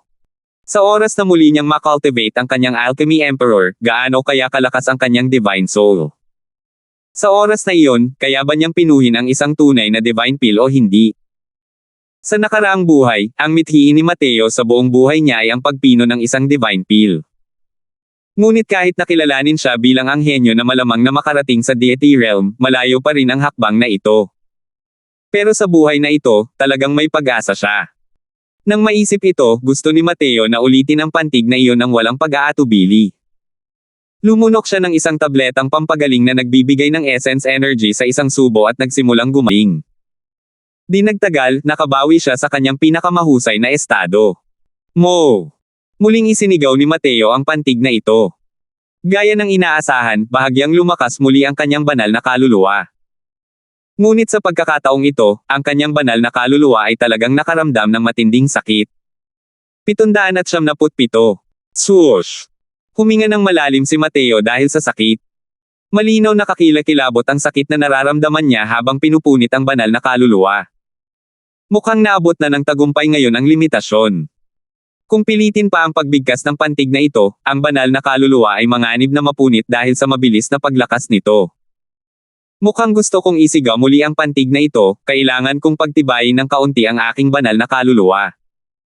Naunawaan ng husto ni Mateo ang banal na kaluluwa at mabilis na natuklasan ang problema sa likod nito. Ang mabilis na paglakas ng banal na kaluluwa ay parang pagpunit ng isang makapangyarihang puwersa. Natural lamang na magkakaroon ng ganitong uri ng matinding pakiramdam. Hanggat napapatibay ng mabuti ni Mateo ang banal na kaluluwa, patuloy niyang mapapalakas ang banal na kaluluwa sa pamamagitan ng pantig na ito. Dahil alam na niya ang mga detalye nito, natural na hindi na naglakas loob si Mateo na kumilos ng pabaya. Matapos niyang lunokin ang ilang pildores na nakapagpapalusog ng banal na kaluluwa, sinimulan niyang pagsamasamahin ang banal na kaluluwa. Nang mga sumunod na araw, patuloy na matagumpay na sumulong si Mateo at hindi pa rin nakatikim ng anumang pagkatalo. Pagkatapos ng 13 araw, ang mga nasa listahan ng ranggo na nananatiling walang talo ay natira na lamang kina Lucas, Mateo, at itong si Arnel. Ang lakas ni Arnel ay tunay na walang kapantay na nakakatakot. Sa ilang beses niyang nakakasalubong ang mga kalaban na may matinding lakas, napapabagsak niya ang kabilang panig. Kabilang sa kanila si Janus na kilala bilang pangalawa lamang kay Lucas sa lakas. Kung titingnan mo ngayon, biro lang pala ang titulong ito. Kalimutan mo na si Arnel, kahit ang lakas ni Harper ay mas malakas kaysa sa kanya. Pero para kay Mateo, ang sigasig na dulot ng mga kompetisyon ay malinaw na hindi maihahambing sa paglago ng banal na kaluluwa. Sa loob ng 13 araw, ang banal na kaluluwa ni Mateo ay halos 20% na mas malakas kaysa sa dating estado ng pagiging perpekto. Hindi kailanman alam ni Mateo na ang banal na kaluluwa ng isang martial artist ay maaari pa ring mapahusay sa ganitong antas sa ilalim ng estado ng pagiging perpekto. Kasabay ng paglago ng banal na kaluluwa, ang enerhiya ng asensya ni Mateo ay tumataas din kasabay nito. Sa katunayan, sa ika-10 araw, narating ni Mateo ang 9th level divine traversing sa isang iglap lamang. Natuklasan ni Mateo na ang karagdagang paglago ng banal na kaluluwa ay nagpalawak ng malaki sa kanyang pag-unawa sa mga konsepto. Gayun din, sa 9th level divine traversing realm, ang pagkaunawa ni Mateo batay sa kanyang nakaraang buhay ay ibang-iba. Ang daw na kabilang sa divine traversing realm ay lalong naging malinaw sa isipan ni Mateo. Kasunod ng pagpapalalim ng pag-unawa, ang cultivation realm ni Mateo ay naabot ang peak 9th level divine traversing realm ng hindi namamalayan. Isang huling hakbang na lang ang kailangan para makarating sa boundless realm. Nag-focus si Mateo sa paglilinang. Sa isang kisap mata, lumipas ang isang gabi. Ngayon, haharapin ni Mateo ang pinakamalakas na kalaban sa kompetisyong ito, si Lucas. Bago pa man lumitaw si Mateo, si Lucas na ang halos hindi opisyal na numero 1. Simula nang magsimula ang kompetisyon sa pagpili hanggang ngayon, maraming eksperto ang nagtangkang hamanin ang trono ni Lucas, ngunit lahat sila ay nabigo. Ngayon, sa isang sitwasyon ng tatluhang komprontasyon, ang mga may pinakamalaking pag-asang hamanin ang trono ni Lucas ay sina Mateo at Arnel Zhang. Sa puso ng maraming tao, ang laban ngayon ang dapat magdesisyon kung kanino ang numero 1 sa kompetisyon sa pagkakataong ito, at ito rin ang magdedesisyon kung sino ang may-ari ng kota para makapasok sa Crimson Afterglow Valley. Bagamat kahanga-hanga ang lakas ni Arnel, hindi niya lubos na naunawaan ang tunay na layunin. Kung talagang makakalaban niya ang dalawang ito, malamang na matatalo siya. Sa isang gabi lang, talagang nakamit ni Mateo ang tagumpay.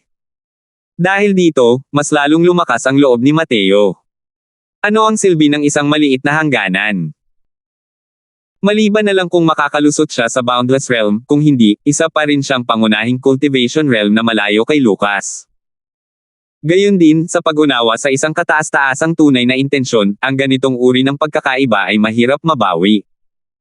Hey! Ano naman? Naunawaan ni Harper ang isang tunay na intensyon, pero hindi ba't natalo pa rin siya sa kamay ni Mateo? Huwag kang magkamali. Hanggang ngayon, hindi pa man nailalabas ni Lucas ang tunay niyang lakas at nalampasan na niya ng lubusan ang kanyang mga kalaban. Napakalakas ng lakas ni Mateo, pero para matalo si Lucas, malamang medyo kulang pa rin. Tungkol sa kung sino ang mananalo at kung sino ang matatalo sa pagitan ni Mateo at Lucas, hindi pa nagsisimula ang labanan, at nagsimula na ito ng matinding talakayan.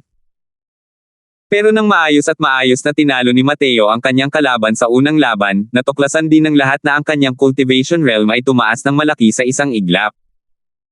Bukod sa mga buntong hininga ng paghanga, karamihan sa mga tao ay hindi pa rin lubos na positibo para kay Mateo. Tunay ngang kahanga-hanga ang paglukso ni Mateo sa mga kaharian patungo sa labanan, ngunit ang lakas ni Lucas ay hindi may ilalagay sa parehong kategorya tulad ng iba. Inamin ni Harper noon na kahit na nauunawaan niya ang isang tunay na layunin, hindi rin siya ang katapat ni Lucas. Makikita agad ang lakas ni Lucas. Kahit na walang katapusan ang mga debate sa labas ng mga arena, tila kalmado pa rin ang magkabilang panig. Bomb! Isang galaw lang ang ginamit ni Lucas, at pinabagsak niya ang kanyang kalaban pababa sa plataporma. Isang alon ng hiyawan ang umalangaw-ngaw sa ilalim ng entablado. Pagbalik sa rest area, umupo si Lucas sa tabi ng isang binata. Ang binata na ito ay bahagyang mas matangkad kaysa kay Lucas. Alam ng mga taong nakakakilala sa kanya na isa ito sa 7 banal na anak na lalaki, si Harvey. Siya rin ang nakatatandang pinsan ni Lucas. Mukhang napakasigla mo ngayon. Mukhang malaking pressure ang naidulot sa iyo ng binata na nagngangalang Mateo, pagkaupo ni Lucas, nakangiting sabi ni Harvey. Bahagyang ngumiti si Lucas at sinabing, ang tagal na rin mula nang huli akong makagpo ng kalaban na nagpapakulo sa dugo ko ng ganito. Kahit na nauunawaan niya ang isang tunay na layunin, isa lamang siyang divine traversing realm. Maaari kayang dahil sa lakas mo, wala ka man lang kumpiyansa na harapin ang isang divine traversing realm. Alam na alam ko ang lakas ni Harper. Ipinilit pa niya ang 50% ng lakas ko. Dahil kayang gabayan siya nitong si Mateo para maunawaan ang isang tunay na layunin, mayroon din siyang kahit ikatlong antas ng lakas. Paano ako hindi mapapasigla ng isang kalaban na tulad niya? Kahit nakalmado si Lucas sa panlabas na anyo, malinaw na nararamdaman ni Harvey ang kaguluhan sa kaibuturan ng kanyang puso. Bahagyang namangha si Harvey. Ang talento ng pinsan niyang ito ay higit pa sa kanya. Tila wala pang ibang kalaban na nakapagpasaya sa kanya ng ganito. Dahil kay Mateo, naging interesado si Harvey sa kanya. Pero ang mga sinabi ni Lucas ay labis na ikinagulat ni Harvey. Ikatlong yugto ng kataas-taasang tunay na intensyon, ito ay lubhang kahanga-hanga. Sa Crimson Afterglow Holy Land, wala pang isang henyo na nakaintindi sa ikatlong yugto ng isang kataas-taasang tunay na intensyon ang lumitaw noon. Tinangas ng talento ni Lucas ang kasalukuyang henerasyon, at ngayon lang din nila naunawaan ang ikalawang yugto. Mabilis na lumipas ang oras. Sa wakas nagsimula na ang tugatog na labanan na pinagtutuunan ng pansin ng lahat. Umakyat sina Mateo at Lucas sa entablado. Sa ilalim ng entablado ay umalangaw-ngaw ang mga dagandong ng hiyawan. Ngunit hindi ito pinansin ng dalawang partidong sangkot. Gamitin ang Star Moon Sword. Gusto kong makipaglaban sa iyo sa pinakamalakas mong estado. Higit pa sa inaasahan ni Mateo, nang umakyat na si Lucas sa entablado, agad na siyang humiling. Natigilan si Mateo, at agad na umiling at nakangiting sinabi, gamit ang Star Moon Sword, hindi mo ako matatalo. Sa pagkakataong ito, si Lucas naman ang natigilan. Ito pa rin ang unang pagkakataon na nakatagpo siya ng isang taong mayabang sa harap niya. Pero naramdaman ni Lucas na walang intensyon si Mateo na magpanggap sa harap niya, pero mayroon talaga siyang ganitong kumpiyansa. Tila nagsasabi lang si Mateo ng totoo at hindi sinasadyang magpasikat sa harap niya. Totoo nga ang sinasabi ni Mateo. Walang makakaintindi sa kahulugan ng Star Moon Sword para sa kanya. Ang pagpapalakas ng Star Moon Sword sa lakas ni Mateo ay hindi kasing simple ng isa at isa. Kumunat ang noo ni Lucas at sinabing, hindi nakakapagtaka na hindi ka nagtipid gumastos ng 1 bilyon at kinailangan mo pang makuha ang Star Moon Sword. Mukhang talagang may pambihirang kahalagahan ang Star Moon Sword para sa iyo.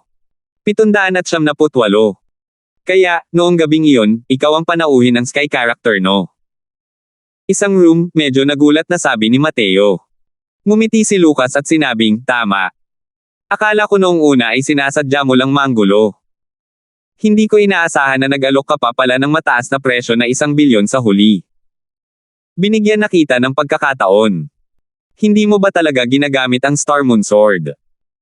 Umiling si Mateo at sinabing, binibigyan kita ng pagkakataon, kaya hindi ko ito sasayangin. Matanda na ako, pero ito pa rin ang unang beses na may nangahas na magsalita sa akin ng ganito, hindi nagalit si Lucas at sa halip ay natawa. Tumawa rin si Mateo at sinabing, dahil hindi ka pa nakakakilala ng tunay na henyo. Naging malamig ang ekspresyon ni Lucas ngunit alam niyang tama ang sinabi ni Mateo. Kahanga-hanga ang dating ng numero 1 henyo ng banal na lupain, ngunit ang Crimson Afterglow Holy Land ay isa lamang rank 9 Holy Land. Sa Divine Realm, ang rank 9 Holy Lands ay matatagpuan kahit saan. Nangangahulugan din ito na ang mga henyong tulad niya ay matatagpuan kahit saan. Paano naman ang mga banal na lupain sa ika-8 lupa, banal na lupain sa ika-7 lupa, maging ang banal na lupain sa ika-1 lupa? Sa mga banal na lupaing ito, ilan kaya ang mga henyo na mas kahanga-hanga pa kaysa sa kanya? Hindi pinapansin ng iba, itong si Mateo na nasa harap niya ay mas malakas na kaysa sa kanya. Isa itong tunay na henyo. Kailangan kong tingnan ngayon kung anong klaseng lakas mayroon ka, itong tunay na henyo. Mateo, isang galaw lang ang ilalabas ko. Ang galaw na ito ang magiging pinakamalakas kong galaw. Malalaman natin kung sino ang mananalo sa isang galaw lang, paano? Sabi ni Lucas nang medyo malungkot. Tumanggaw si Mateo at sinabing, talagang may balak ako nito. Pagkatapos ng maikling kwentuhan, agad na naging mazeland ang kapaligiran sa entablado. Bigla na lang, isang malaking espasyo sa loob ng mga hangganan ng buong plataporma ang biglang lumabo. Bukod sa mga miyembro ng angkan ng aking pamilya, wala pang ibang tao na nakakita bago ang galaw kong ito. Sa loob ng hangganan ng Crimson Afterglow Holy Land, walang sino man ang may kwalifikasyon para gamitin ko rin ang galaw na ito. Kung matatalo ka sa galaw na ito, dapat ay maging proud ka. Biglang lumitaw ang isang wheel disc sa kamay ni Lucas. Ang wheel disc na ito ay nakakagulat na isang mataas na uri ng malalim na artifact. Ito. Anong nangyari? Anong klaseng galaw ito? Para talagang mabaliktad ang araw at gabi. Maaari kayang ito ang sukdulang tunay na layunin na naunawaan ni Lucas. Alam ng buong banal na lupain na naunawaan ni Lucas ang isang sukdulang tunay na layunin. Ngunit hanggang ngayon, tila wala pang nakasaksi sa kanyang sukdulang tunay na layunin noon. Hindi naman siguro, di ba? Ano ba talaga ang tunay na intensyon nito? Kakaiba talaga. Nang biglang dumilim ang kulay ng langit, lahat ay nabigla sa gulat. Ngayon lang sila nakakita ng ganito kakakaibang tanawin. Maliwanag na sikat ng araw. Bigla na lang, naging gabi. Medyo nagulat din si Mateo nang sabihin niya, naunawaan mo na talaga ang Light Supreme True Intent. Hindi nakakapagtaka na napakalakas ng iyong lakas. Ngumiti si Lucas at sinabing, mukhang hindi lang abnormal ang taas ng kakayahan mong mag-intindi, napakataas din ng kaalaman mo. Ang Light Supreme True Intent, hindi marami ang nakakakilala nito. Tanggapin mo ng mabuti ang galaw na ito. Sinabi ko nang binigyan kita ng pagkakataon dati. Hindi mo ito pinahalagahan. Sana pagkatapos mong matapos ang galaw na ito, makatayo ka pa rin sa entablado. Lumen. Star. Brilliance. Itinaas ni Lucas ang wheel disc. Sa ibabaw ng madilim na espasyong ito, biglang napuno ng mga bituin ang kalangitan. Mula sa itaas ng hanay ng mga bituing ito, bigla itong nagpaulan ng di mabilang na sinag ng liwanag. At ang target ng hindi mabilang na sinag ng liwanag na ito ay nakakagulat na si Mateo. Ang Light Supreme True Intent ay isang uri ng konseptong bihirang makita. Hinahayaan ng mga martial artist na maging sandata nila ang liwanag para sa labanan sa pamamagitan ng pag-unawa sa liwanag. Walang hanggan ang kapangyarihan ng liwanag. Ito ay isang uri ng napakalakas at kataas-taasang tunay na layunin. Kapag naunawaan ng perpekto, kaya nitong palabnawin ang araw at buwan.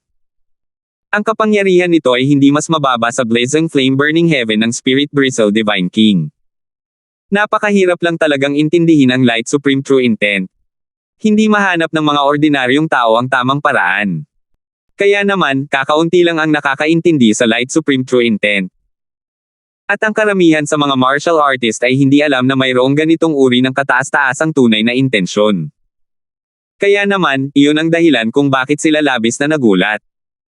Hindi rin inaasahan ni Mateo na ang naunawaan ni Lucas na ito ay ang ganitong uri ng tunay na kataas-taasang intensyon. Bukod pa rito, si Lucas ay isang eksperto sa 9th level Boundless. Tungkol sa kontrol sa lugar na ito ng langit at lupa, ito ay higit na mataas kaysa kay Mateo. Ang galaw na ito, ang Lumen Star Brilliance, ay halos sumakop sa lahat ng enerhiya ng langit at lupa sa espasyong ito.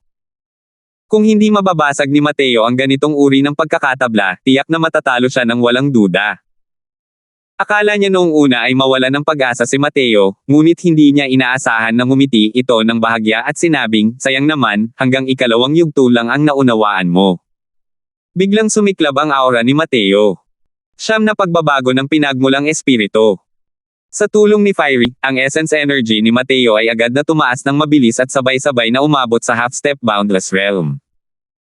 Kasabay nito, isang guhit ng intensyong mag-espada ang sumulpot patungo sa kalangitan. Ang intensyong mag-espada ni Mateo ay pinakawalan ng walang anumang pagpipigil. Nagbago ang ekspresyon ni Lucas, at hindi makapaniwalang sinabi niya, ikalimang yugto. Ito. Paano ito naging posible? Biglang tumayo si Harvey sa ilalim ng entablado. Bakas din sa mukha niya ang hindi makapaniwala. Ito ang unang pagkakataon na ipinakita ni Mateo ang lahat ng kanyang lakas sa harap ng lahat. Ito ay isang ikalimang yugto ng kataas-taasang tunay na intensyon. Kasama na ang mga panahong iyon sa pakikitungo kay Harper dati, ginamit lang ni Mateo ang pangalawang yugto ng kataas-taasang tunay na intensyon. Kailangang kilalanin na si Lucas ay napakalakas. Ang ikalawang yugto ng Light Supreme True Intent, ang antas ng kapangyarihang ito ay maaaring magpakita ng paghamak sa mga nasa parehong henerasyon. Pero sayang naman at si Mateo ang nakasalubong niya. Pero para magamit ang buong lakas ni Mateo, sapat na rin ang maipagmamalaki niya. Bago ito, hindi plano ni Mateo na ilantad ang kanyang buong lakas. Ayon sa kanyang plano, ang paggamit ng ikatlong yugto ng lakas ay dapat sapat na upang harapin si Lucas. Ngunit hindi niya inaasahan na ang tunay na layunin na naunawaan ni Lucas ay ganito pala kalakas. Kahit siya ay wala ring ibang magagawa kundi ilabas ang kanyang buong lakas. Kahit na ginamit ni Mateo ang Origin Spirit 9 Transformations, mas mababa pa rin siya sa isang pangunahing hangganan kaysa kay Lucas pagdating sa cultivation realm. Pinupunit ang langit. Ang kanyang hangarin na mag-espada ay sumikat sa kalangitan at sumugod patungo sa maliliit na butil ng liwanag ng mga bituin. Mga bituing pumuputol ng espada. Isang espada ang bumababa, ang kadiliman sa kalabukang ito ay agad na naglaho ng walang bakas. Muling bumalik ang liwanag sa mundo. Nagulat ang mga tao. Maraming tao ang hindi nakakaintindi sa pagkakaiba ng antas sa pagitan ng mga tunay na layunin. Ngunit hindi ito naging hadlang para mabigla sila ni Mateo. Isang tunay at sukdulang layunin na kayang baligtarin araw at gabi. Hindi na kailangang pag-isipan pa ito ng malalim, at masasabi na ng isa na ang taong iyon ay isang napakalakas na nilalang. Bukod pa rito, ito pa nga ang unang pagkakataon na ipinakita ni Lucas ang kanyang tunay na intensyon sa harap ng publiko. Hindi niya inakalang haantong pala ito sa pagkatalo. Hindi na kailangan pang ipaliwanag ang lakas ni Mateo. Ikalimang yugto ng kataas-taasang tunay na intensyon. Isa talaga itong ikalimang yugto ng kataas-taasang tunay na intensyon. Hahaha, talagang pinalawak ng Mateo na ito ang pananaw ng matandang ito. Labis na nabalisa ang unang elder. Tinansya niya dati na ang tunay na intensyon ni Mateo ay malamang na nasa ikatlong yugto. Napakaliit ng posibilidad na mapunta siya sa ika-4 na yugto. Kung makakalaban mo si Lucas, mas malamang na matalo ito kaysa manalo. Batid niya ang konsepto ng liwanag ni Lucas. Ang kapangyarihan ay natural na pambihira. Pero hindi kailanman inakalang naunawaan First Elder ang isang tunay na intensyon sa ikalimang yugto. Isang henyong tulad niya ang talagang nagpaningas ng mundo. Ang batang ito, paano siya nakapag-cultivate? Sa edad niya, paano niya nauunawaan ang isang ikalimang yugto ng Supreme True Intent? Ito ay masyadong katawa-tawa. Hindi nakapagsalita ang nakatatanda sa tabi. Lubos siyang natigilan kay Mateo. Anong kalokohan? Nangyari na yan sa harap mo mismo. Peke pa rin ba yan? Malungkot na sabi ng unang elder. Hindi ko sinasadya. Parang, napakahirap lang isipin. Paliwanag ng matanda. 799. Nawala ako. Kalmado lamang si Lucas at walang nararamdamang pagkalugi mula sa pagkaladkad pababa sa kanyang trono ng isang tao gaya ng inaakala. Hindi ka natalo. Kung buhay at kamatayan ang laban na ito, mahirap sabihin kung sino ang mananalo, sabi ni Mateo. Umiling si Lucas at sinabing, ang talo ay nangangahulugang talo. Hindi ako hahanap ng dahilan para sa sarili kong pagkabigo. Bukod pa rito, alam ko na kahit na ito ay isang labanan ng buhay at kamatayan, ang mananalo, sa huli, ay tiyak na ikaw rin. Ramdam ni Lucas ang madugong aura sa layuning mag-espada ni Mateo, na nagpapahiwatig na ang mga laban na naranasan ni Mateo noon ay tiyak na higit pa sa kanya. Biglang lumingon si Lucas at sinabi sa mataas na plataporma habang magkahawak ang mga kamay, unang elder, mula ngayon, atras na ako sa kompetisyong ito sa pagpili. Ano? Gusto nang umatras ni Lucas sa kompetisyon. Anong klaseng biro ito? Kahit matalo si Lucas, pangalawa pa rin siya, di ba? Isa pa, ang naunawaan niya ay ang napakabihirang Light Supreme True Intent. Dapat ay pinag-aaralan siya ng mabuti ng banal na lupain. Pinili niya talagang umatras. Hindi sana na-trigger ang lalaking ito dahil sa pagkatalo niya ngayon, di ba? Ang desisyon ni Lucas ay nagdulot ng kaguluhan sa mga tao. Kahit natalo si Lucas, hindi maikikaila ang antas ng kanyang henyo. Pero ngayon, pinili na lang talaga niyang umatras. Masyado ring pusong salamin itong si Lucas, di ba? Pero hindi rin naman kakaiba ang pag-iisip tungkol doon. Tutal, ang isang henyo na tulad ni Lucas ay hindi pa natatalo noon hanggang ngayon. Mukhang napakalaki ng epekto ng pagkatalong ito sa kanya. Nag-isip sandali ang unang elder at nagtanong, bakit? Gusto ni Lucas na umalis sa banal na lupain at lumabas para maghanap ng sarili kong bakasyon. Umaasa ako na pagbibigyan ito ng unang elder. Matatag na sabi ni Lucas. Muling natahimik. Hindi rin nabalisa si Lucas, hinihintay ang sagot ng unang elder. Pagkaraan ng mahabang panahon, dahan-daang ibinuko ng unang elder ang kanyang bibig at sinabing, umalis ka na. Tandaan, ang Crimson Afterglow Holy Land ang iyong tahanan. Yumuko si Lucas at nagpasalamat, maraming salamat sa unang elder sa pagbibigay nito. Pagkatapos magsalita, humarap siyang muli kay Mateo at sinabing, tama ang sinabi mo. Ngayon lang talaga ako nakakilala ng mga tunay na henyo. Mateo, salamat sa paggising mo sa akin ngayon. Balang araw, siguradong matatalo kita. Nakangiting sabi ni Mateo, sige, hinihintay kita. Dahil naunawaan ni Lucas ang Light Supreme True Intent, makikita kung gaano kataas ang kanyang talento. Kung patuloy siyang magkukulong sa Crimson Afterglow, masasayang lang ang kanyang talento. Ang Crimson Afterglow Valley ay isang maswerteng pagkakataon, ngunit maaaring hindi ito ang maswerteng pagkakataon ni Lucas. Maraming landas ang tinatahak ng isang makapangyarihang nilalang. Ngunit ang pagiging nakulong sa isang sulok at pangangibabaw sa iba ay tiyak na hindi landas ng isang makapangyarihang nilalang. Kaya naman, natural lamang na hinangaan ni Mateo ang desisyong ito ni Lucas. Bukod dito, si Lucas ay naiiba sa mga henyo tulad ni Janos. Hindi siya takot matalo at madaling makibagay din. Tiyak na magkakaroon siya ng mga tagumpay sa hinaharap. Umalis si Lucas sa Crimson Afterglow Holy Land ng ganoon lang. Ito ang hindi inaasahan ng lahat. Bago pa man magsimula ang kompetisyon, napagdesisyonan na si Lucas bilang kandidato para sa unang pwesto. Sa huli, siya pa nga ang nagkusa na sumuko sa kompetisyon. Ngunit ang pag-atres ni Lucas ay lalong nagpainit sa labanan para sa top 10. Sa banal na bulwagan ng Crimson Afterglow Holy Land, isang matandang anino ang lumitaw na medyo malungkot. Nakatayo sa tabi ang unang elder, halatang balisa ang kanyang ekspresyon. Banal na Panginoon, ang kasalukuyan mong katawan, ang pagpapadala ng 3 tao ay nasa limitasyon na. Paano ka pa makakapagpadala ng 3 pa? Nagngingit-ngit ang unang elder at sinabi. Ang matandang anino na ito ay ang banal na Panginoon ng Crimson Afterglow Holy Land.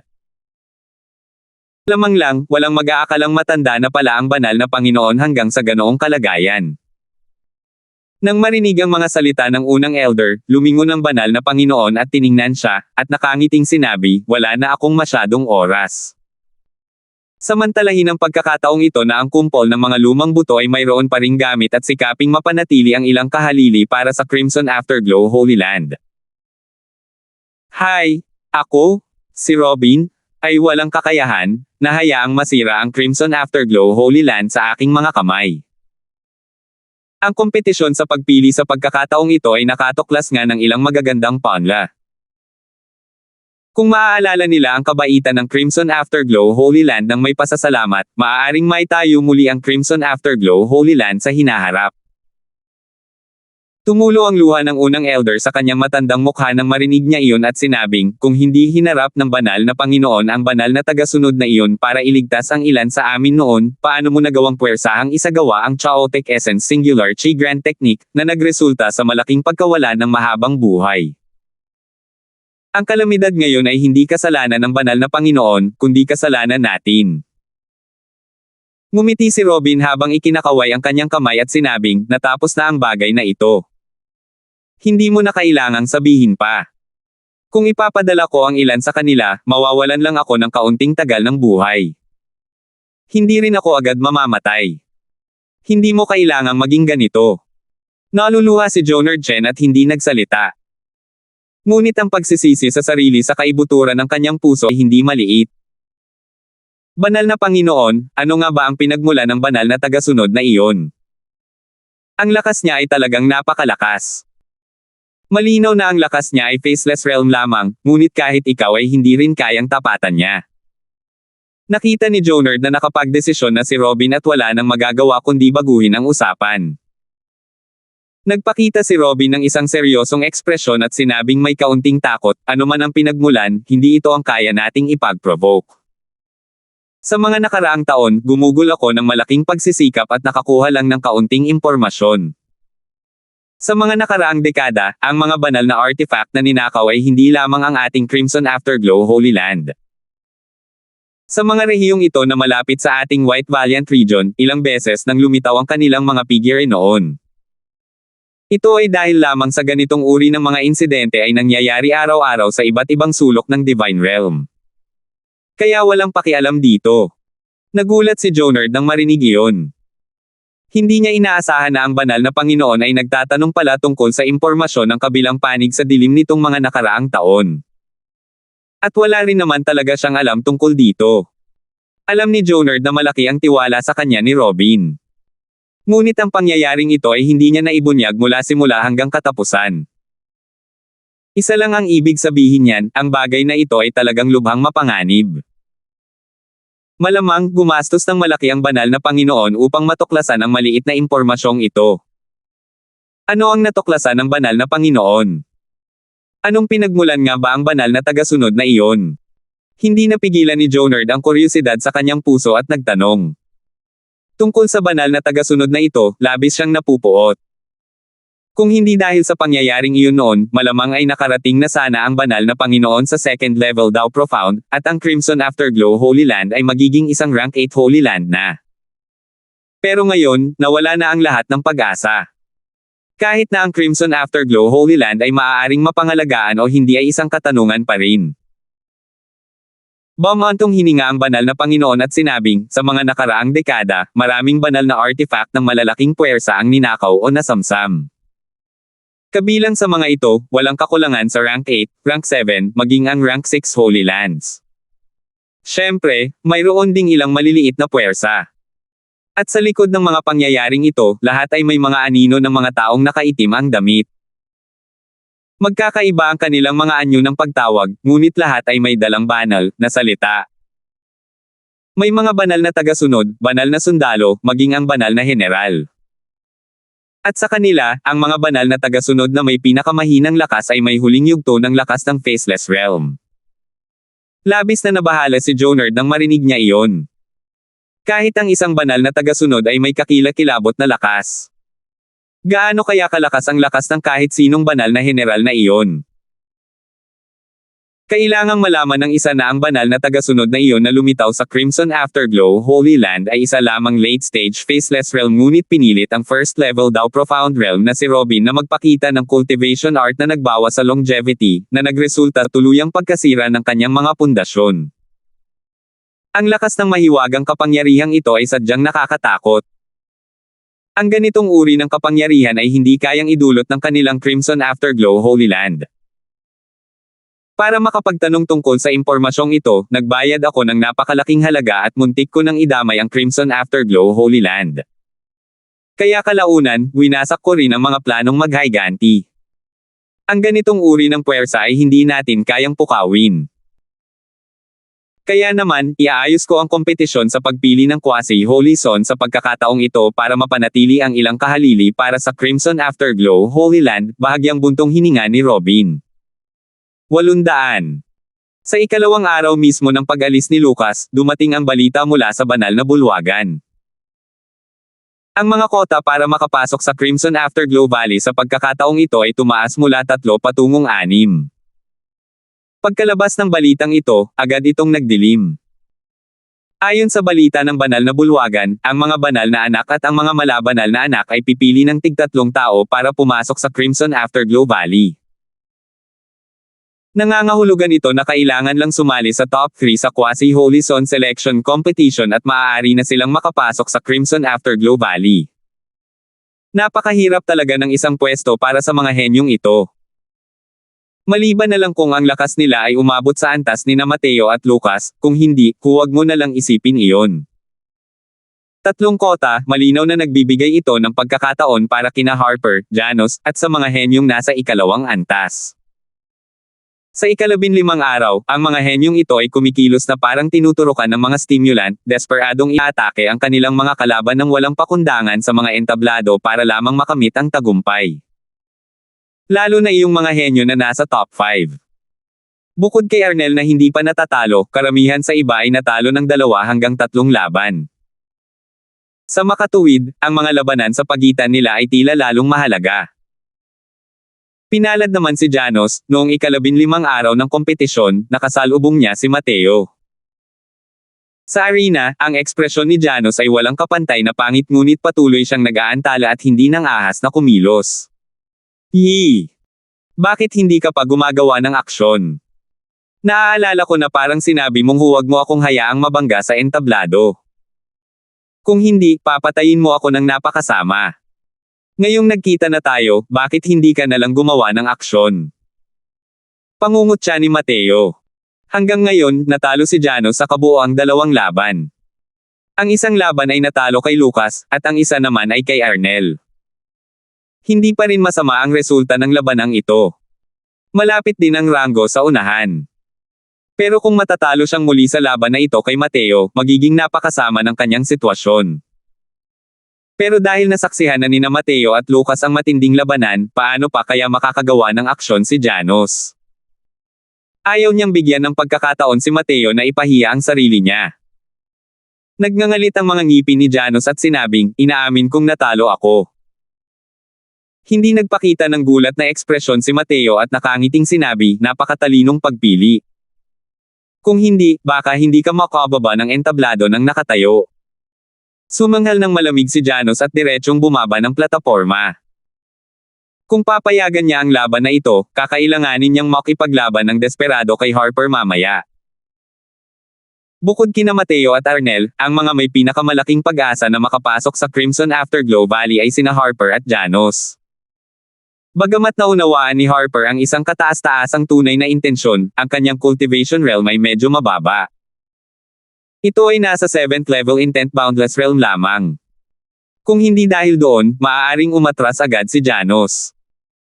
Ang pagganap ni Joko, na lubhang kapansin-pansin ang kanyang pagganap, ay paulit-ulit na natalo sa sunod-sunod na labanan kalaunan at halos umatras na rin mula sa mga laban sa Crimson Afterglow Valley. Matapos umatras si Lucas, ang lahat ng atensyon ngayon ay kay Mateo at Arnel. Napaka-abnormal nitong si Arnel. Malinaw na hindi niya nauunawaan ang tunay na layunin, ngunit ang kanyang lakas ay hindi inaasahang kakilakilabot. Hanggang ngayon, hindi pa siya nakakatikim ng kahit isang pagkatalo. Ang mga henyong martial artist na nakalaban niya dati ay medyo nalito matapos matalo at hindi alam ang nangyari, saka lang sila natalo. Kahit ang isang taong kasing lakas ni Harper ay dumanas din ng matinding paghihirap sa ilalim ng mga kamay ni Arnel. Siyempre, ito rin ang dahilan kung bakit maganda ang swerte ni Arnel at hindi niya nakasalubong sina Mateo at Lucas hanggang ngayon. Sa pag-atras ni Lucas, natural na naging agawan para sa unang pwesto ang labanan ng 2 taong ito. Sa wakas, nagkita sina Mateo at Arnel noong ika-18 araw. Mateo, alam kong napakataas ng iyong pag-unawa sa mga konsepto. Pero sa harap ko, wala rin itong silbi kahit gaano pa kataas ang iyong pag-unawa sa mga konsepto. Ang pag-atras ni Lucas ay maituturing na pag-iwas niya sa kanyang mukha. Kung hindi, tiyak na matatalo siya sa aking mga kamay. Kinikilala na ng lahat na nakakatakot ang lakas ni Mateo. Ngunit tila hindi ito pinansin ni Arnel. Dahil sa ganitong uri ng panghihikayat, palaging pinipili ni Mateo na baliwalain ito. Wala rin itong silbi kahit gaano pa katindi ang pagyayabang. Ang tanging naroon lang ay ang pagpapakita ng tunay na kakayahan ng isang tao. Isang lalaking hindi man lang nakaintindi ng tunay na layunin, hindi naramdaman ni Mateo na nagbabanta ito sa kanya. Magsalita ka ulit ng ganito kalaki pagkatapos mo akong bugbugin, malamig na sabi ni Mateo. Hey, kung ano ang gusto mo. Tumawa ng malamig si Arnel, ginamit ang kanyang espada, at sumulong. Tila mabagal ang kanyang bilis ngunit mabilis sa katotohanan, nakarating sa harap ni Mateo sa isang kisap mata. Ngunit ang ganitong uri ng bilis ay walang kahit kaunting banta kay Mateo. 2 espadang nagtagpo, at isang matinding tunog ng pagsalpukan ng metal ang umalangaw-ngaw. Hindi naman talaga masama ang atake ni Arnel. Pero kung pag-uusapan ng kapangyarihan, parang mas mahina pa rin ito ng kaunti kaysa kay Harper. Ngunit sa oras na ito, isang kakaibang lakas ang gumapang mula sa katawan ng espada, diretsyong dumadaloy patungo sa banal na kaluluwa ni Mateo. Hindi malakas ang ganitong uri ng kapangyarihang pang-offensive. Tila wala rin itong malaking epekto sa banal na kaluluwa. Ngunit dahil inatake ng kakaibang kapangyarihang ito, hindi sinasadyang natigilan si Mateo sa paggalaw. At sa oras na ito, biglang naglit ng galaw si Arnel, inihagis ang Zuan sword ni Mateo, at dumiretso sa tiyan nito. Tungkol sa sunod-sunod na mga panlilinlang ni Arnel, matagal na itong naririnig ni Mateo. Hindi siya kailanman makikipagkompetensya sa iba sa malalaking galaw. Kapag nagsimula na ang kompetisyon, agad niyang isinasabit ang kanyang mga kalaban at hindi niya binibigyan ng pagkakataon ang kanyang kalaban na maglunsad ng isang malaking galaw. At kapag nasangkot na sa kanya, hindi na magkakaroon ng pagkakataon ang kabilang panig na gumamit ng isang ultimate move. Sa huli, hindi nila malalaman kung paano sila natalo. Malinaw na nahulog din si Mateo sa kakaibang bilog na ito dahil dito. Yumuko si Mateo patagilid at bahagya na iniwasan ang espada ni Arnel. Ngunit sa sumunod na sandali, muling dumating ang liwanag ng espada ni Arnel, na parang isang uod na kumakain ng buto. Umikot ang Zuan sword ni Mateo, at muling hinarang niya ang espada ni Arnel. Sa sandaling iyon, nagtagpo ang dalawang espada, may isa pang agos ng kakaibang atake na sumalakay patungo sa banal na kaluluwa ni Mateo. Simula sa unang espada, hindi na nakaalis ang espada ni Arnel sa paligid ni Mateo, na halos hindi na makahinga ang mga tao. Bukod pa rito, ang kanyang sword art ay walang kapantay na kahusayan, tila isang martial technique na dalubhasa sa malapitang labanan. Kahit gaano pa ito iwasan ni Mateo, hindi rin niya ito maalis. Nang makita ang eksenang ito, nalaglag ang panga ng lahat ng mga nakapalibot na tao.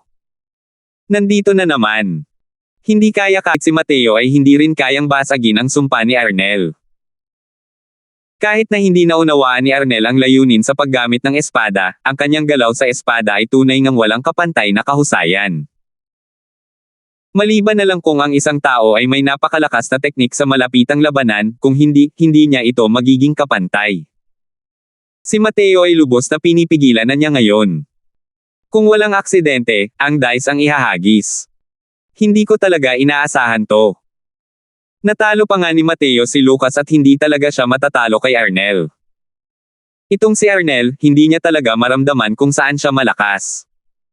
Pero, hindi siya kayang talunin ng lahat. Nakakainis talaga. Usap-usapan nga, ang paraan ng pagkapanalo ni Arnel ay naging dahilan para hindi sumuko ang mga tao. Sa bawat pagkakataong nananalo siya sa iba, hindi ito katulad ni Mateo at Lucas. Maayos at direkta ang kanyang laban. Maliban na lang kung ang mga iyon ay medyo mahina ang lakas, kung hindi, lumalaban ito ng hanggang 100 rounds sa bawat pagkakataon, kahit ilang daang rounds pa bago halos matalo ang kanyang kalaban. Kaya naman, ang mga nakipaglaban kay Arnel at natalo ay pawang hindi kumbinsido nang maisip nila ito pagkatapos, dahil pakiramdam nila ay hindi dapat maging mas mahina ang kanilang lakas kaysa sa kanya. Pero sa huli, bakit sila pa ang natalo?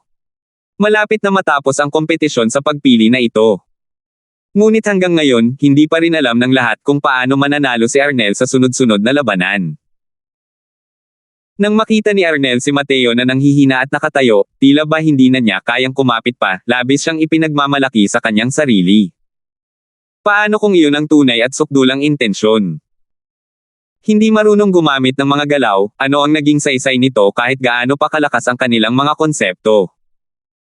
Kasalukuyang nasisiyahan si Arnel sa kanyang sarili nang biglang sumiklab ang isang tunay na dragon aura. Clank! Clank! Binitawan talaga ni Mateo ang espada at ginamit ang kanyang kamao para sa pilitang tanggapin ang espada ni Arnel, at pinasabog ang kanyang mahabang espada. Salamat po at sinamahan ninyo ako, ingat lagi mga master.